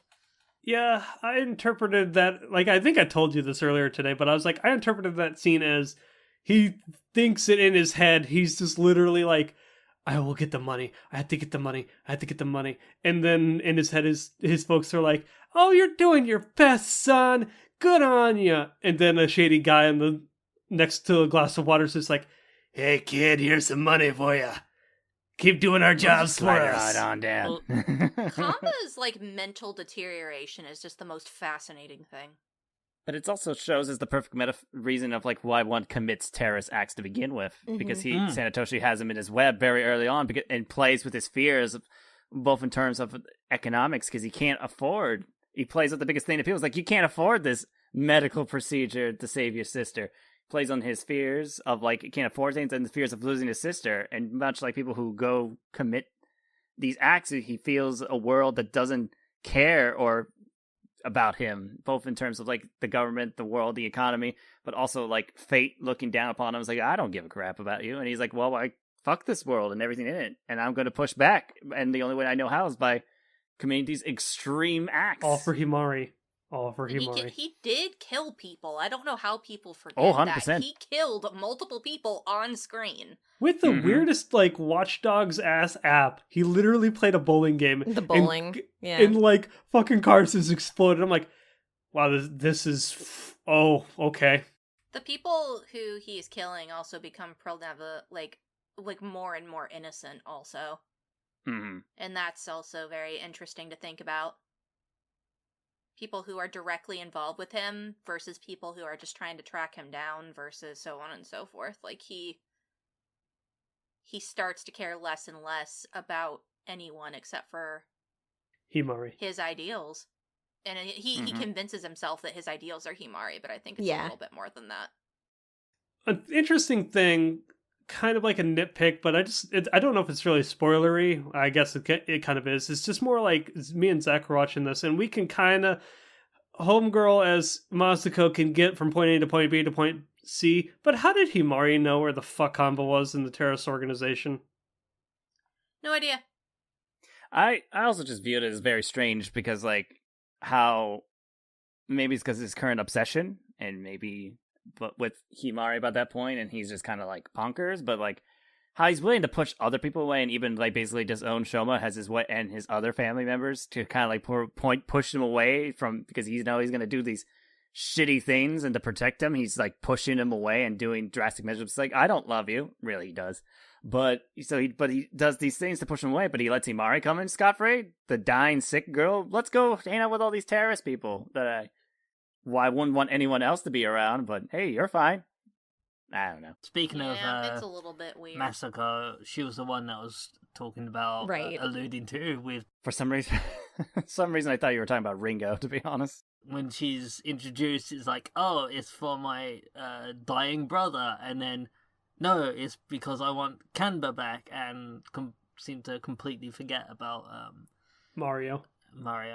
And then, oh wait, my brother's dying. And then, oh wait, my brother's dying. Oh yeah, that's why I was doing this in the... Oh, no, he's alive now. Okay, that's fine. And it's part of the flaw, I think, for Masako's character, but I think it's just like, because like part of the problem was that they're holding the secret to the chest about her relationship to Kanba through most of the episodes, so we can't deep dive about that too quickly, but we know that's like a big thing from the get-go. Kanba is a big thing. She wants to reconnect from... or hear him say he loves her. Like, everyone needs someone to tell him that they love him. On that note, can I bring up something that on a rewatch kind of hurt me? So, well, there's a lot to be talked about. I noticed the glass so much more this rewatch, and potentially like what the glass really means, and why glass surrounds Himari. You know, and I mean, the thing that I kind of took away is that she's always the closest one to being lost, to instantly being broken down to glass, like in the child broiler. And at the end, when Kanba basically takes that on because he loves her, he becomes glass. And when he saves Masako, he is deflecting her from glass. So it's like the shadow of what she wanted, which was to be loved by him, like he loved Himari. it kind of fucked me up a little bit. And that links back to a very significant moment in Kanba's childhood when he's going with Himari and his dad to the hospital, and then his dad saves him from glass as well. Yeah. And that links back to that, and his dad is one of the big inspirations for half his motivations and what inspired him to go moving forward. Also, the mother protects Himari from glass, the glass from the mirror. Yeah. God, it's a lot of red herrings. Yeah. Same. Before we change the subject, going back to John's point, I'm gonna play, not even devil's advocate, I'm just gonna blatantly say I kind of disagree. I think that Mario is horrifyingly underutilized. Oh, 100%. And not explained, but Masako's intentions and motivations for me were always clear in that she was having trouble balancing those two motivations. Mm-hmm. I thought that was less a problem and more literally part of the story. Like, she had these two brothers that both mattered to her. Yeah, I think it's very blatantly like put forth that she has this, she's basically put between the two and doesn't know what to do. How to save both of them. With the flashback of, you know, Kanba essentially going away and her going back to the Natsume house, and she's like, oh,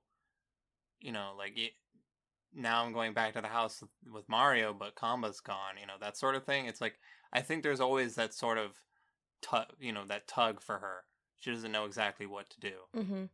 Especially because it's heavily implied. Now, this isn't shown well enough, but it's also heavily implied that there's this race to get Ringo's diary so she can save Mario. Mm-hmm. But that same diary is what Kanba is trying to get to save his, in her eyes, fake replacement sister. Yeah. So she has to have like all of these extremely complex feelings that I do believe are shown, but not explored well enough. So I don't believe that her motivations changed.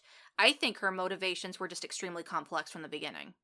I Fair agree. enough. I 100% agree wholeheartedly. And I think it becomes even more obvious on a second viewing as well. And the parallel of the two families, and like, this show loves to play with duality and parallels because how characters are opposite of one another and how people are similar and put in similar situations. I think it all ties back to the overall relationship, the lost generation, how all these people are so similar and starved for love. And the show shows the dualities between these guys, Shoma and Kamba, are similar but opposite. That's Kamba kind of like being the middle of these two families, and like with Mario in Masako, and then his other family with Shoma and Himari, and they both are facing similar situations where the youngest is sick and dying and has a penguin hat and part of Momoka attached to it, and it shows that duality, and the duality between Momoka and Sanetoshi, the duality between Momoka and Himari and Sanetoshi. It has a lot of plays of twos, like when Momoka split into two hats, Sanetoshi split into two rabbits. Yep. It likes to play with duality and parallels in the show. Like, you could find it in a lot of regards between the characters and motivations and so on and so forth. I just found it really interesting, or rather, maybe this is a constraint of, like, they couldn't really, again, the show's messy, but, like, Momoka split into two hats, right? And we don't see Mario's story fleshed out well enough because apparently the hat that Mario is wearing is the good, pure essence of Momoka, and apparently the hat that Himari is wearing is the bad, at least according to the wiki. I could be wrong on this. That's an interpretation, I would say. Yeah. I mean, I think that plays into yin and yang, which is also a parallel thing too. So I don't think it's like evil. It's just more like the darker half, more like probably more like get in your face half. The thing that confuses me and still confuses me now is, how is Sanetoshi's rabbits able to like materialize his corporeal form, or like the curse? Like, are the bunnies actually around? Are they actually alive? What? I think they're there, but he's a ghost, and I think it's because the two rabbits are always together. Yeah. You know? So they anchor him essentially. Yeah, they form a whole, while the two hats are always separated. Can I talk about something that kind of bothered me and Of I wish course. had been fleshed out more? So they have this whole thing where Tabuki is like, I hold no terrible feelings towards the Takakura family. Yep. And this is said in two different conversations, one with Ringo and one with Yuri. And then there's this drastic change where he wants them to be punished. Yeah. Which is interesting. But even Ringo said, wait, and I love her for this, but she's like, wait, you said you had no strong feelings one way or the other. And then he's like, but I do. And then he leaves, and then we get nothing. Like, I feel like, in some ways, I think Zach mentioned this, that they don't have Yuri and Tabuki their, like, plot lines get kind of dropped. Yeah. And in that regard, I would kind of agree, because I just want to understand his mindset. It was very confusing to me. Yeah. I like how it wrapped up, but that whole episode and everything after it, where it doesn't talk about it, confused me. This also had my very confusing moments, which is when Himari dropped and He picked her up Tabuki's- somehow? Yeah, saved her, but it's like, isn't it heavily implied she's kind of like deep in this cavern and they're on the upper level? So how did he jump down there, then get back up in such a quick Don't pace? think about it. Does he have... Yeah, pretty much. Don't think about it. Yeah. Wouldn't it just make more sense if you had like Shoma save her, or Yeah, maybe Yuri or someone else? Anyone else who was on the lower level at that moment. I think they had him save her because it's supposed to show that, like, his mind is confused and he doesn't really want to be that brutal, I guess. But at the same time, they could have shown it in a different way. I don't know. It was just weird. I agree. I just, like, in the sense of, like, story continuity in terms of, like, at least word placements and characters and animation, I think it just makes you question and kind of takes you out for a split second. It's like, wait, how did that? Whatever. Moving on. Yeah, like, even if Shoma had saved her and Tabuki, like, went to go to her aid afterwards or something. Like, I don't know. They could have done it differently, but I still don't understand him very well. I understand his motivations for wanting revenge, but then why build up this entire section where to multiple characters he said that wasn't the case? Yeah. It just seemed like it's the only change in character that to me confused me. Another parallel I point out in the show is that actually the kind of comment is based around like in a very important person in their life. In the Takakura siblings, it's Himari, Shoma, and Kamba. It's very Himari's like the center of their world, and then in the past, in the future, is Tabuki, Yuri, and Momoka, and the center of both their worlds is Momoka. And so basically, the moment when Momoka was taking out their lives, characters go to extremes, and Tabuki is very Kamba-like in terms of like he went to the super extreme and willing to do the dirty deeds. So I think he's very Kamba-like. It's just we don't see from point A to point B. It's like they cut that part out. Yeah, which sucks because I want to see it. Tabuki is so interesting. Yeah, and I think it has another parallel where it shows like what would have happened if Himari died at a very significant point for Kamba Shoma. Would they end up very similar places as Yuri and Tabuki, and also a very similar group? They're people who are not connected by blood, but they love each other, and that's how they are a family. That was kind of a cool reveal too. And I love how they present it very early on, and you just like you don't notice it the first time because the first time they kind of reveal it to you is in the phone call the dad gets when he's like, "Oh, my son was born. Only one son." I can't remember who I text like a madman after that. He's like he said son, then first one. Yeah. I thought they were supposed to be two. Yeah, and then it turns out that they are all unrelated by blood, but they've just become this family, that's important. I just imagine Zach like that image of like Charlie. Yep. From It's Always Sunny in Philadelphia at the board. I've used that so many times to describe him. That's just how I imagine Zach watching Penguindrum. I love it so much. Not the first time I heard that comparison in recent memory. Yeah. So Cami, is there any spoilers you want to talk about? Because you've been pretty quiet.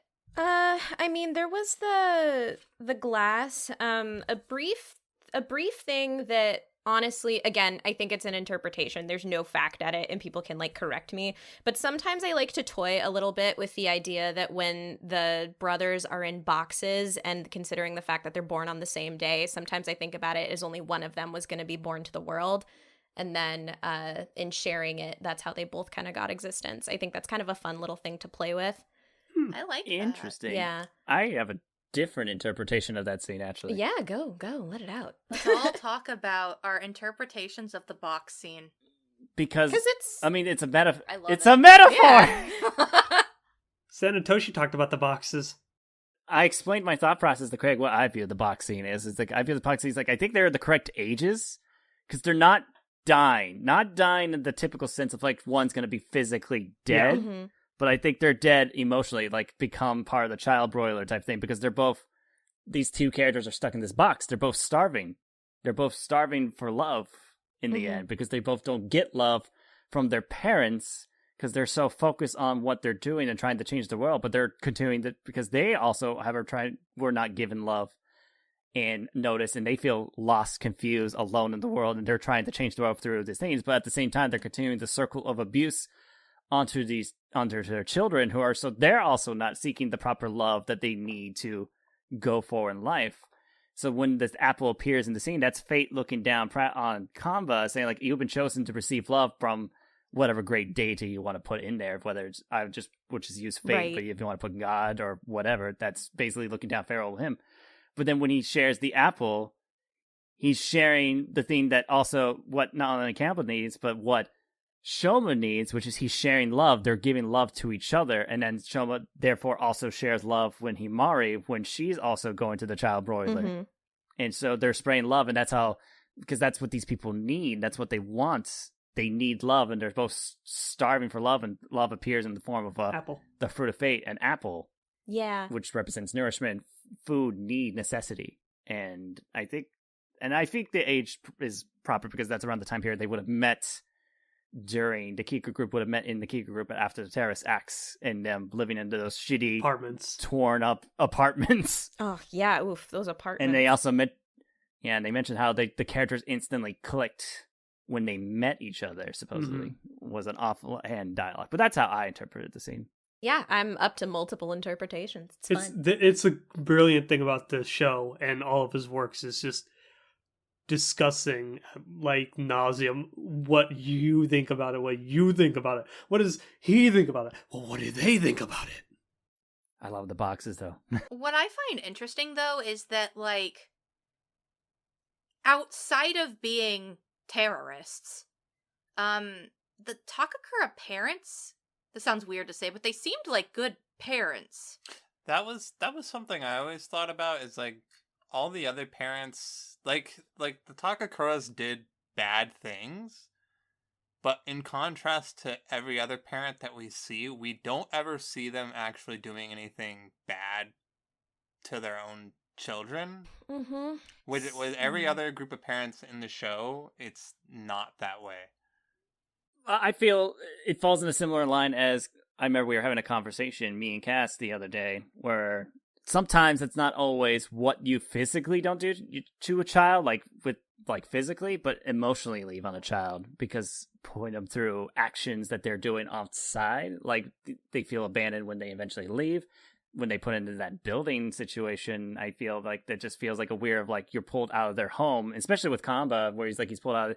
He had to choose between leaving his sister and his family behind and going forward with his dad, and kind of like putting him again, continuing the early of Kamba taking on the pain of everyone around him, being the sacrificial lamb and going with this clearly also normal, kind of abusive father who basically said you didn't amount up to anything when he died.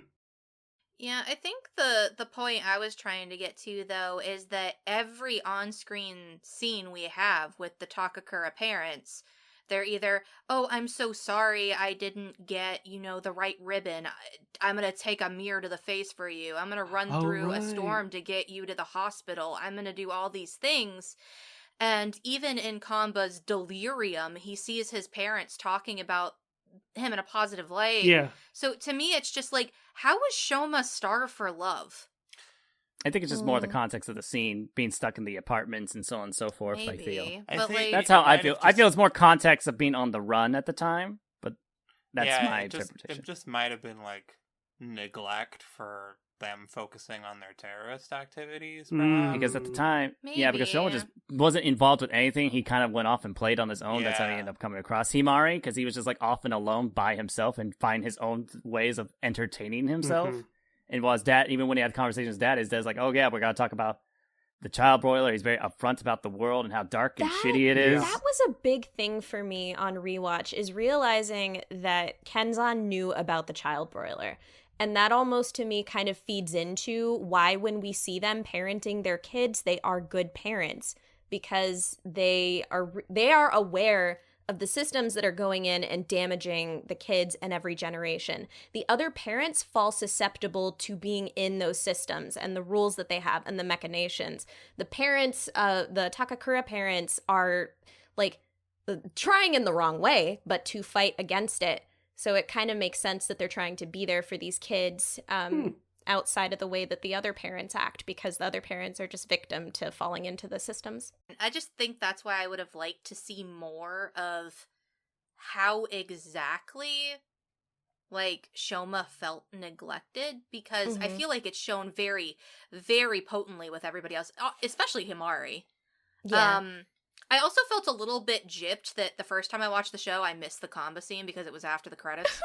I'm going to throw that out there, because they didn't put anything after the fucking credits until the last four fucking episodes. And that's why I warned everybody. I was like, hey guys, because the only reason I knew about that bandage scene where she puts the fucking band-aid on his face in the conversation with Kamba and his dad as he's like getting burned to ash in the crematorium or whatever, is because I saw an AMV that used that scene and I was like, wait, where the fuck was that?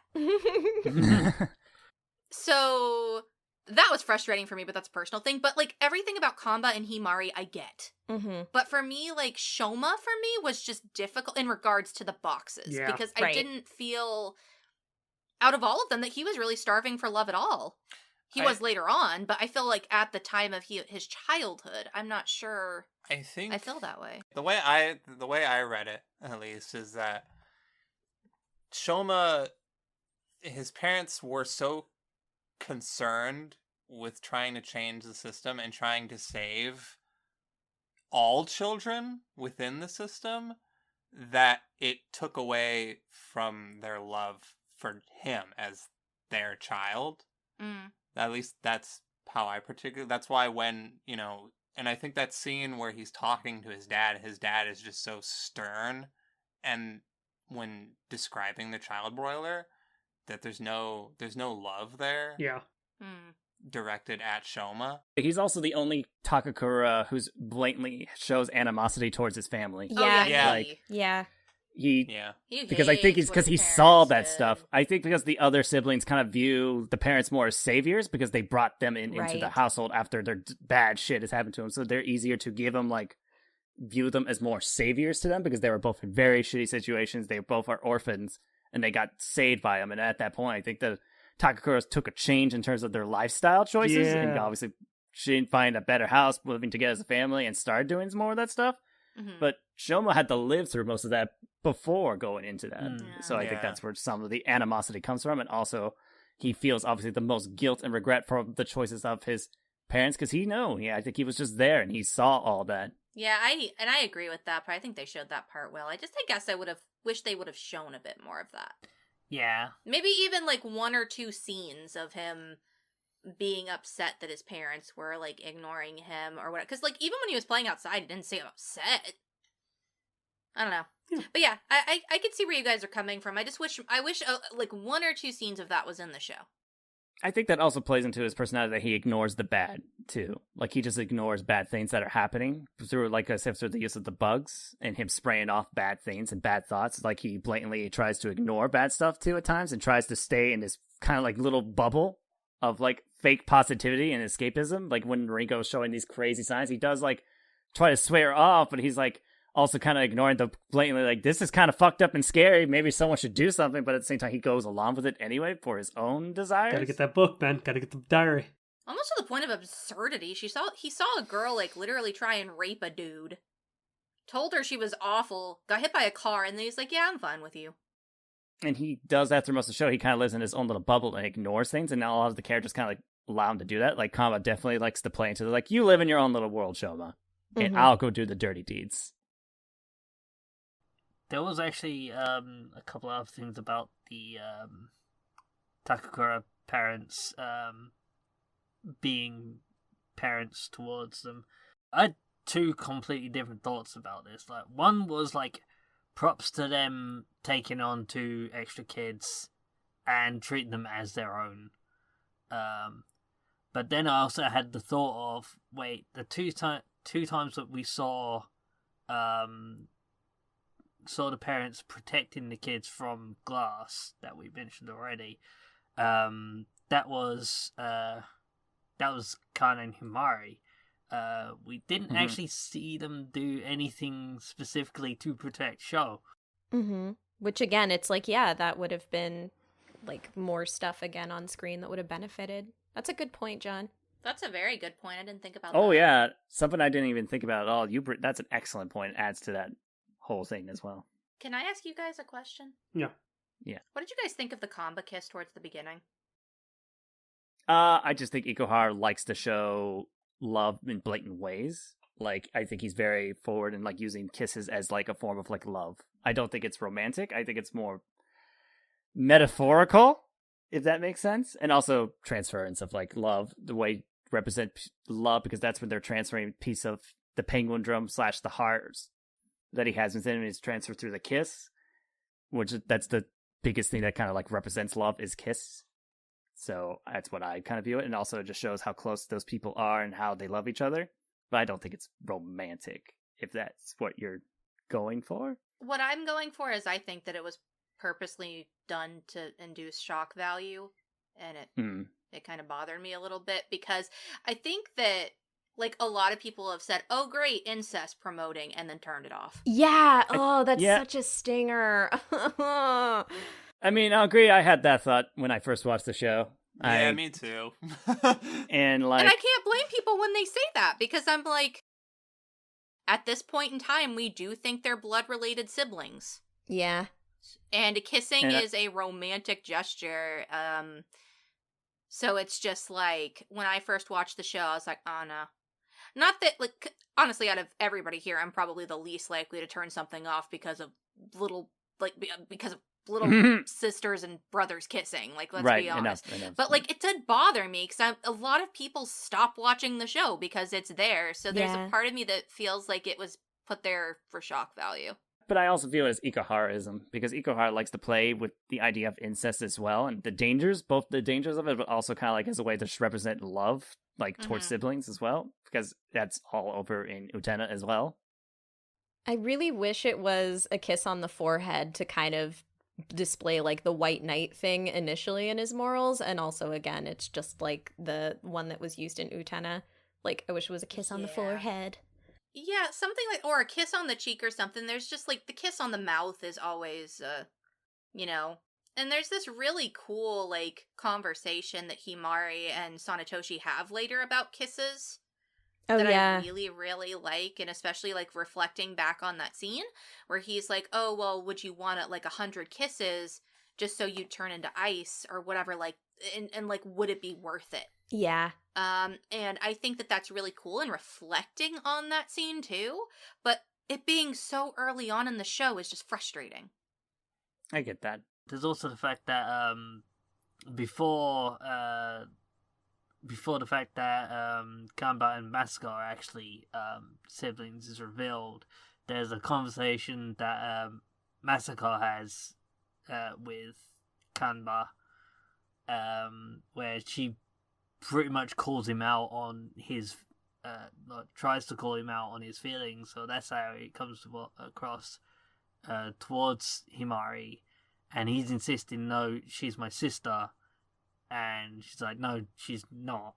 Mm-hmm. And I was like, well, yeah, because you kissed her on the lips, didn't you? So you definitely... so I also was like, that felt like it was reinforcing that, like, there was more than just sibling love between them. Yeah. Or at least on his... So... I always read it as shock value, but as you watch the show, like, and you discover the fact that none of them are even blood related, right? And again, this is kind of like weird, blur the lines, but apparently I read it as Kanba liked Himari, Himari liked Shoma, romantically. Yeah. They never really acted on anything, but like, when Himari always said Sho was her fated one, soulmate, you know, that, and then Kanba, even when kissing Himari, says, I hate the word fate, love, all that shit. He has a monologue about it, because he's just like, again, just fuck it, he'll do everything for the one he loves, his one and only. But that's how I viewed it. Yeah. I forget where someone mentioned this a second ago, but again, like, in appreciating Masako so much more, when she is like talking to Kanba's back and she's like, no, I'm your sister, I was just like, fuck, this hurts a lot. Like, no wonder she's fucking... I can't imagine if one of my older brothers was just like, no, fuck you, like, none of this means anything, I'm denying my true feelings for someone else, I'm just putting her in this place because you're not, you know, you're lesser. Like, just ouch.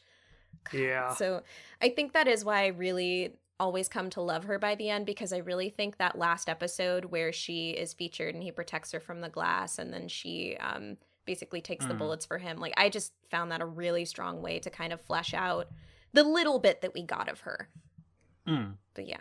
And the first introduction, especially on a rewatch, is strong, because like our first face-to-face is that kiss as well. Oh, yeah!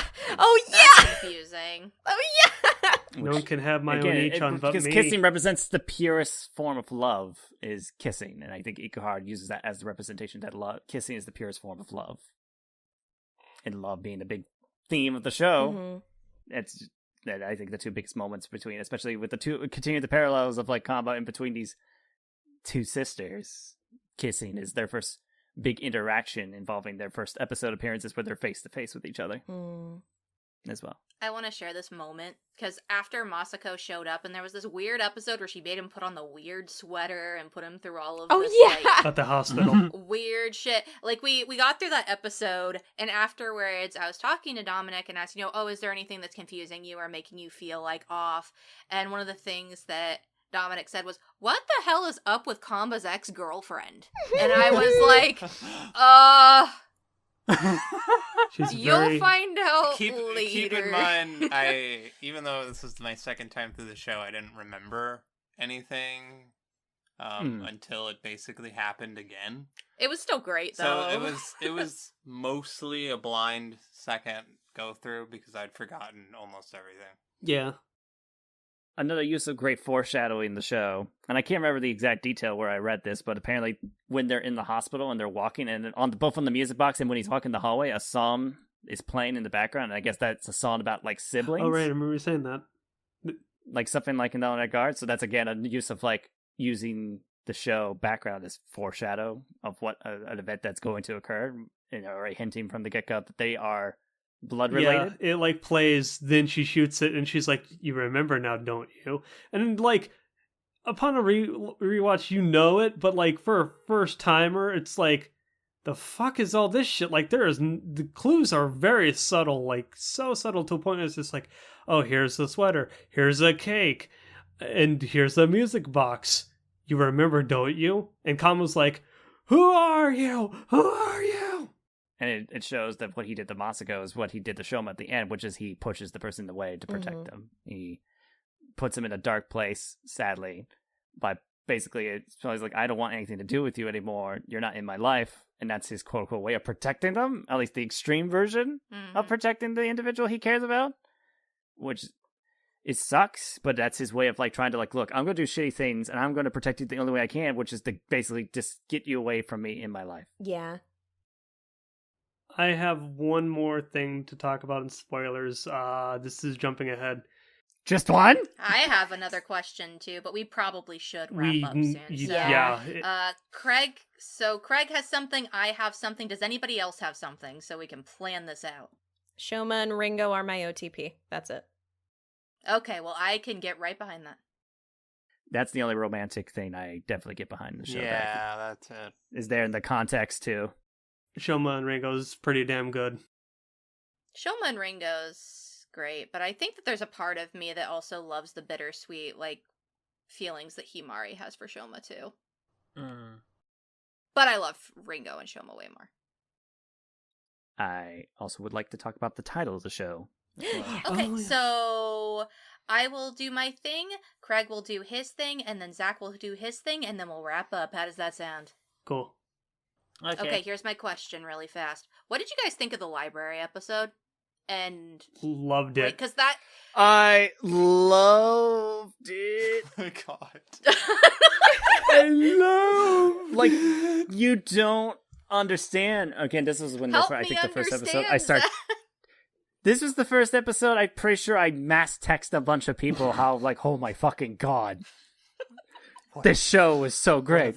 This is like this whole like this clear establishing world of purgatory represented by this white blinding library and the cool uses so many great shots of visuals, and a lot of them can be done to Nobuyuki Takeuchi, who was the animation director for that episode, who's most notably known for working on the Bakemonogatari series. It's so Shaft. So there's a lot of Shaft moments in the show in terms of the way it's shot, the way it's framed, and the way Sanetoshi has a head tilt when he's first introduced as well. It's a great episode. And I love the use of like, this is the episode that explains everything but nothing at the same time. He's so vague, so coy.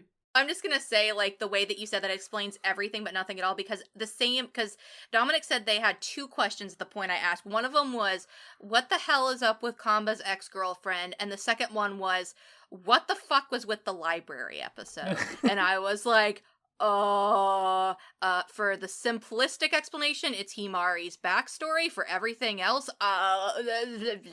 Shoutouts to the animation inconsistency with the penguin.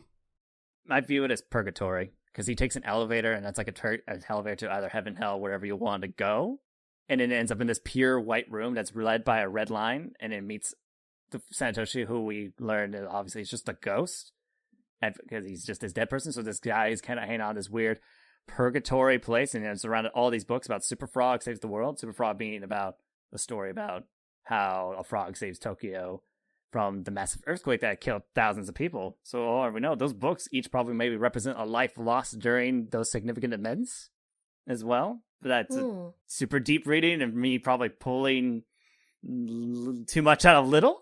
Cass actually pointed something out to me about the medicine that Santoshi provides Himari today, and I'm like, that's a really interesting cut.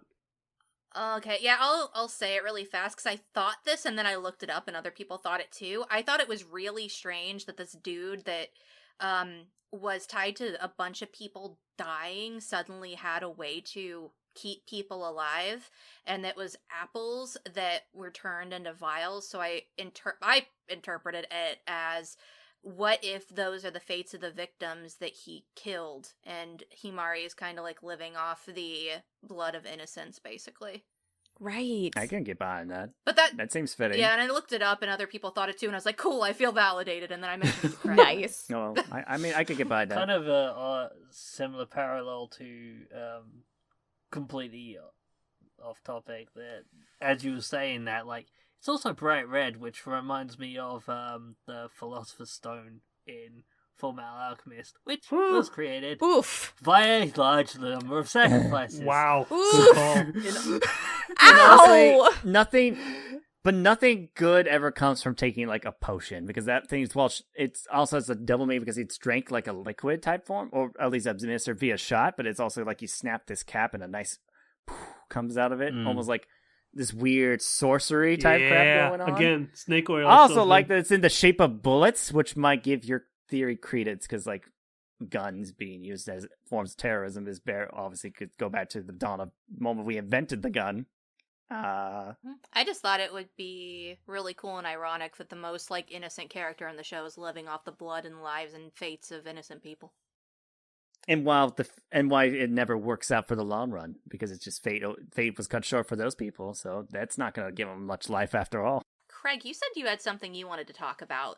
Let's knock that out, and then I think Zach had one more thing, which was the title, and then we'll wrap up from there. I got two, okay, but it does relate to the title as well.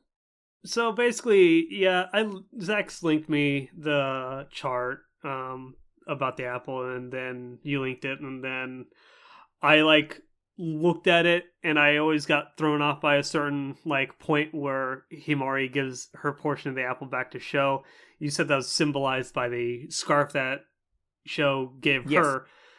What is the symbolism in episode 24 when Kamba starts bleeding out penguin symbols and then literally explodes? I took the whole day to think about that. That one is not him giving back the love yet. I think the love is the aforementioned scene that Cami mentioned earlier in the podcast about the glass. Mm-hmm. I think that's when he was giving back the love. But that, I think, is representing he's finally, basically, and also this relates to Himari getting naked all the time in the show. I think it's because she's bearing all of herself and her true self to people. That's why I feel like she always gets naked every time she walks forward. And even in those intimate moments with Kamba and Shoma, she's straight up naked. I think it's just because she's being honest and upfront and being her whole self in front of people.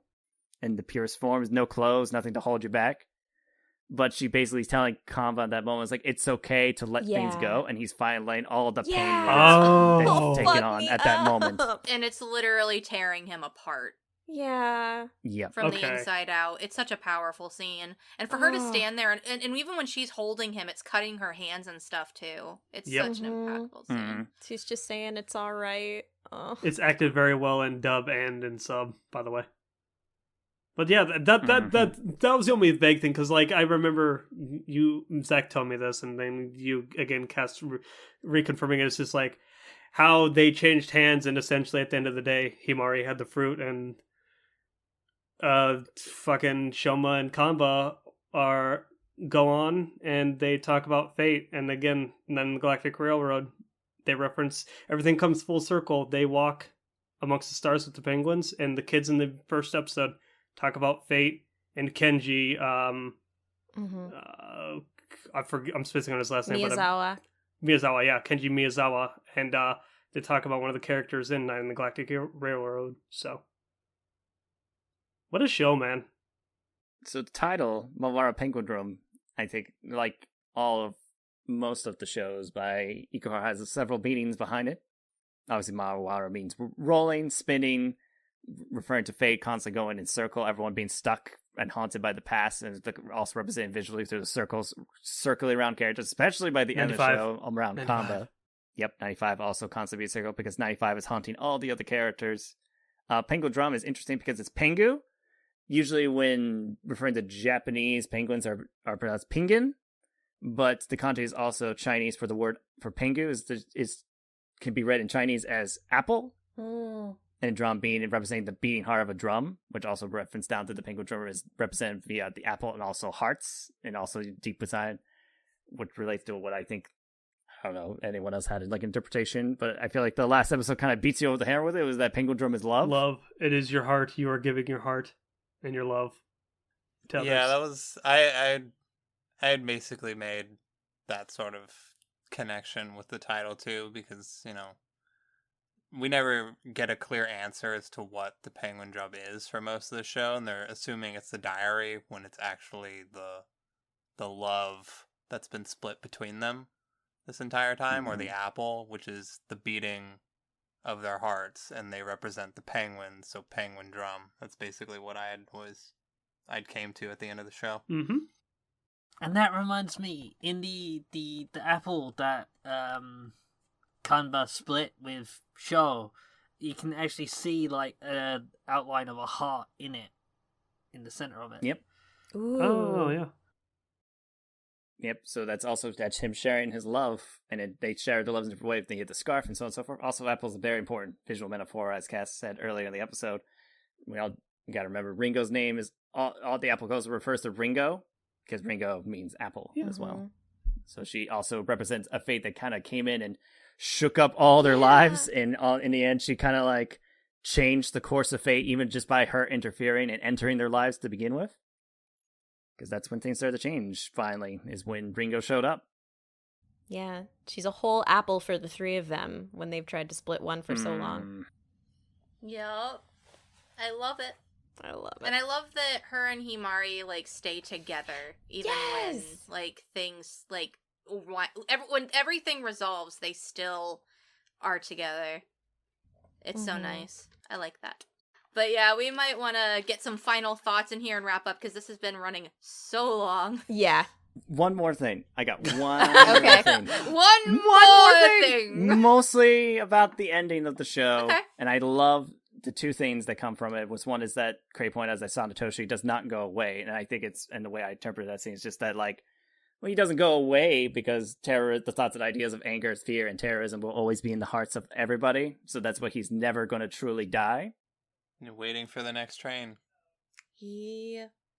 Like Dominic just said, waiting for the next train. It'll come. Ooh. Yep. And I also, two other things. And the other thing is, like, the last line of Sanetoshi says to Kama is like, you can't leave anything behind once you're gone. And I love the kind of like, fuck you, because the last thing they leave, Shoma and Kama leave behind for Himari is the teddy bear, which is to represent the purest thing form of love, because that was one of the things they have connections Shoma and Kama both gave Himari, was the teddy bear, and that stays behind to represent their love they leave behind for her. And that's kind of like a fuck you to Sanetoshi right there. They also broke You can't leave anything behind. They also broke it and fixed it, which is amazing. Mm-hmm. Yep, which represents, again, their love for Himari in that regard. I love that. It's great. It's fantastic. Okay. Oh, man. Everyone gets one last thought. We getting out of here.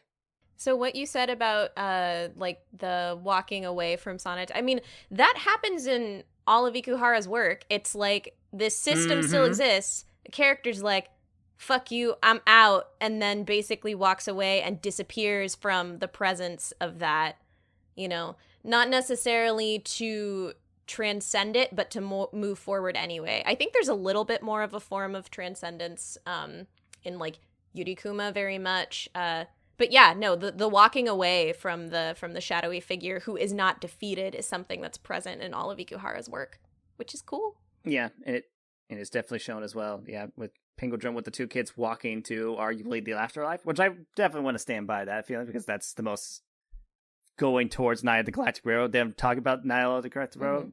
For those who don't know, and stick around for the spoiler section, spoilers on Night of the Galactic Railroad as well.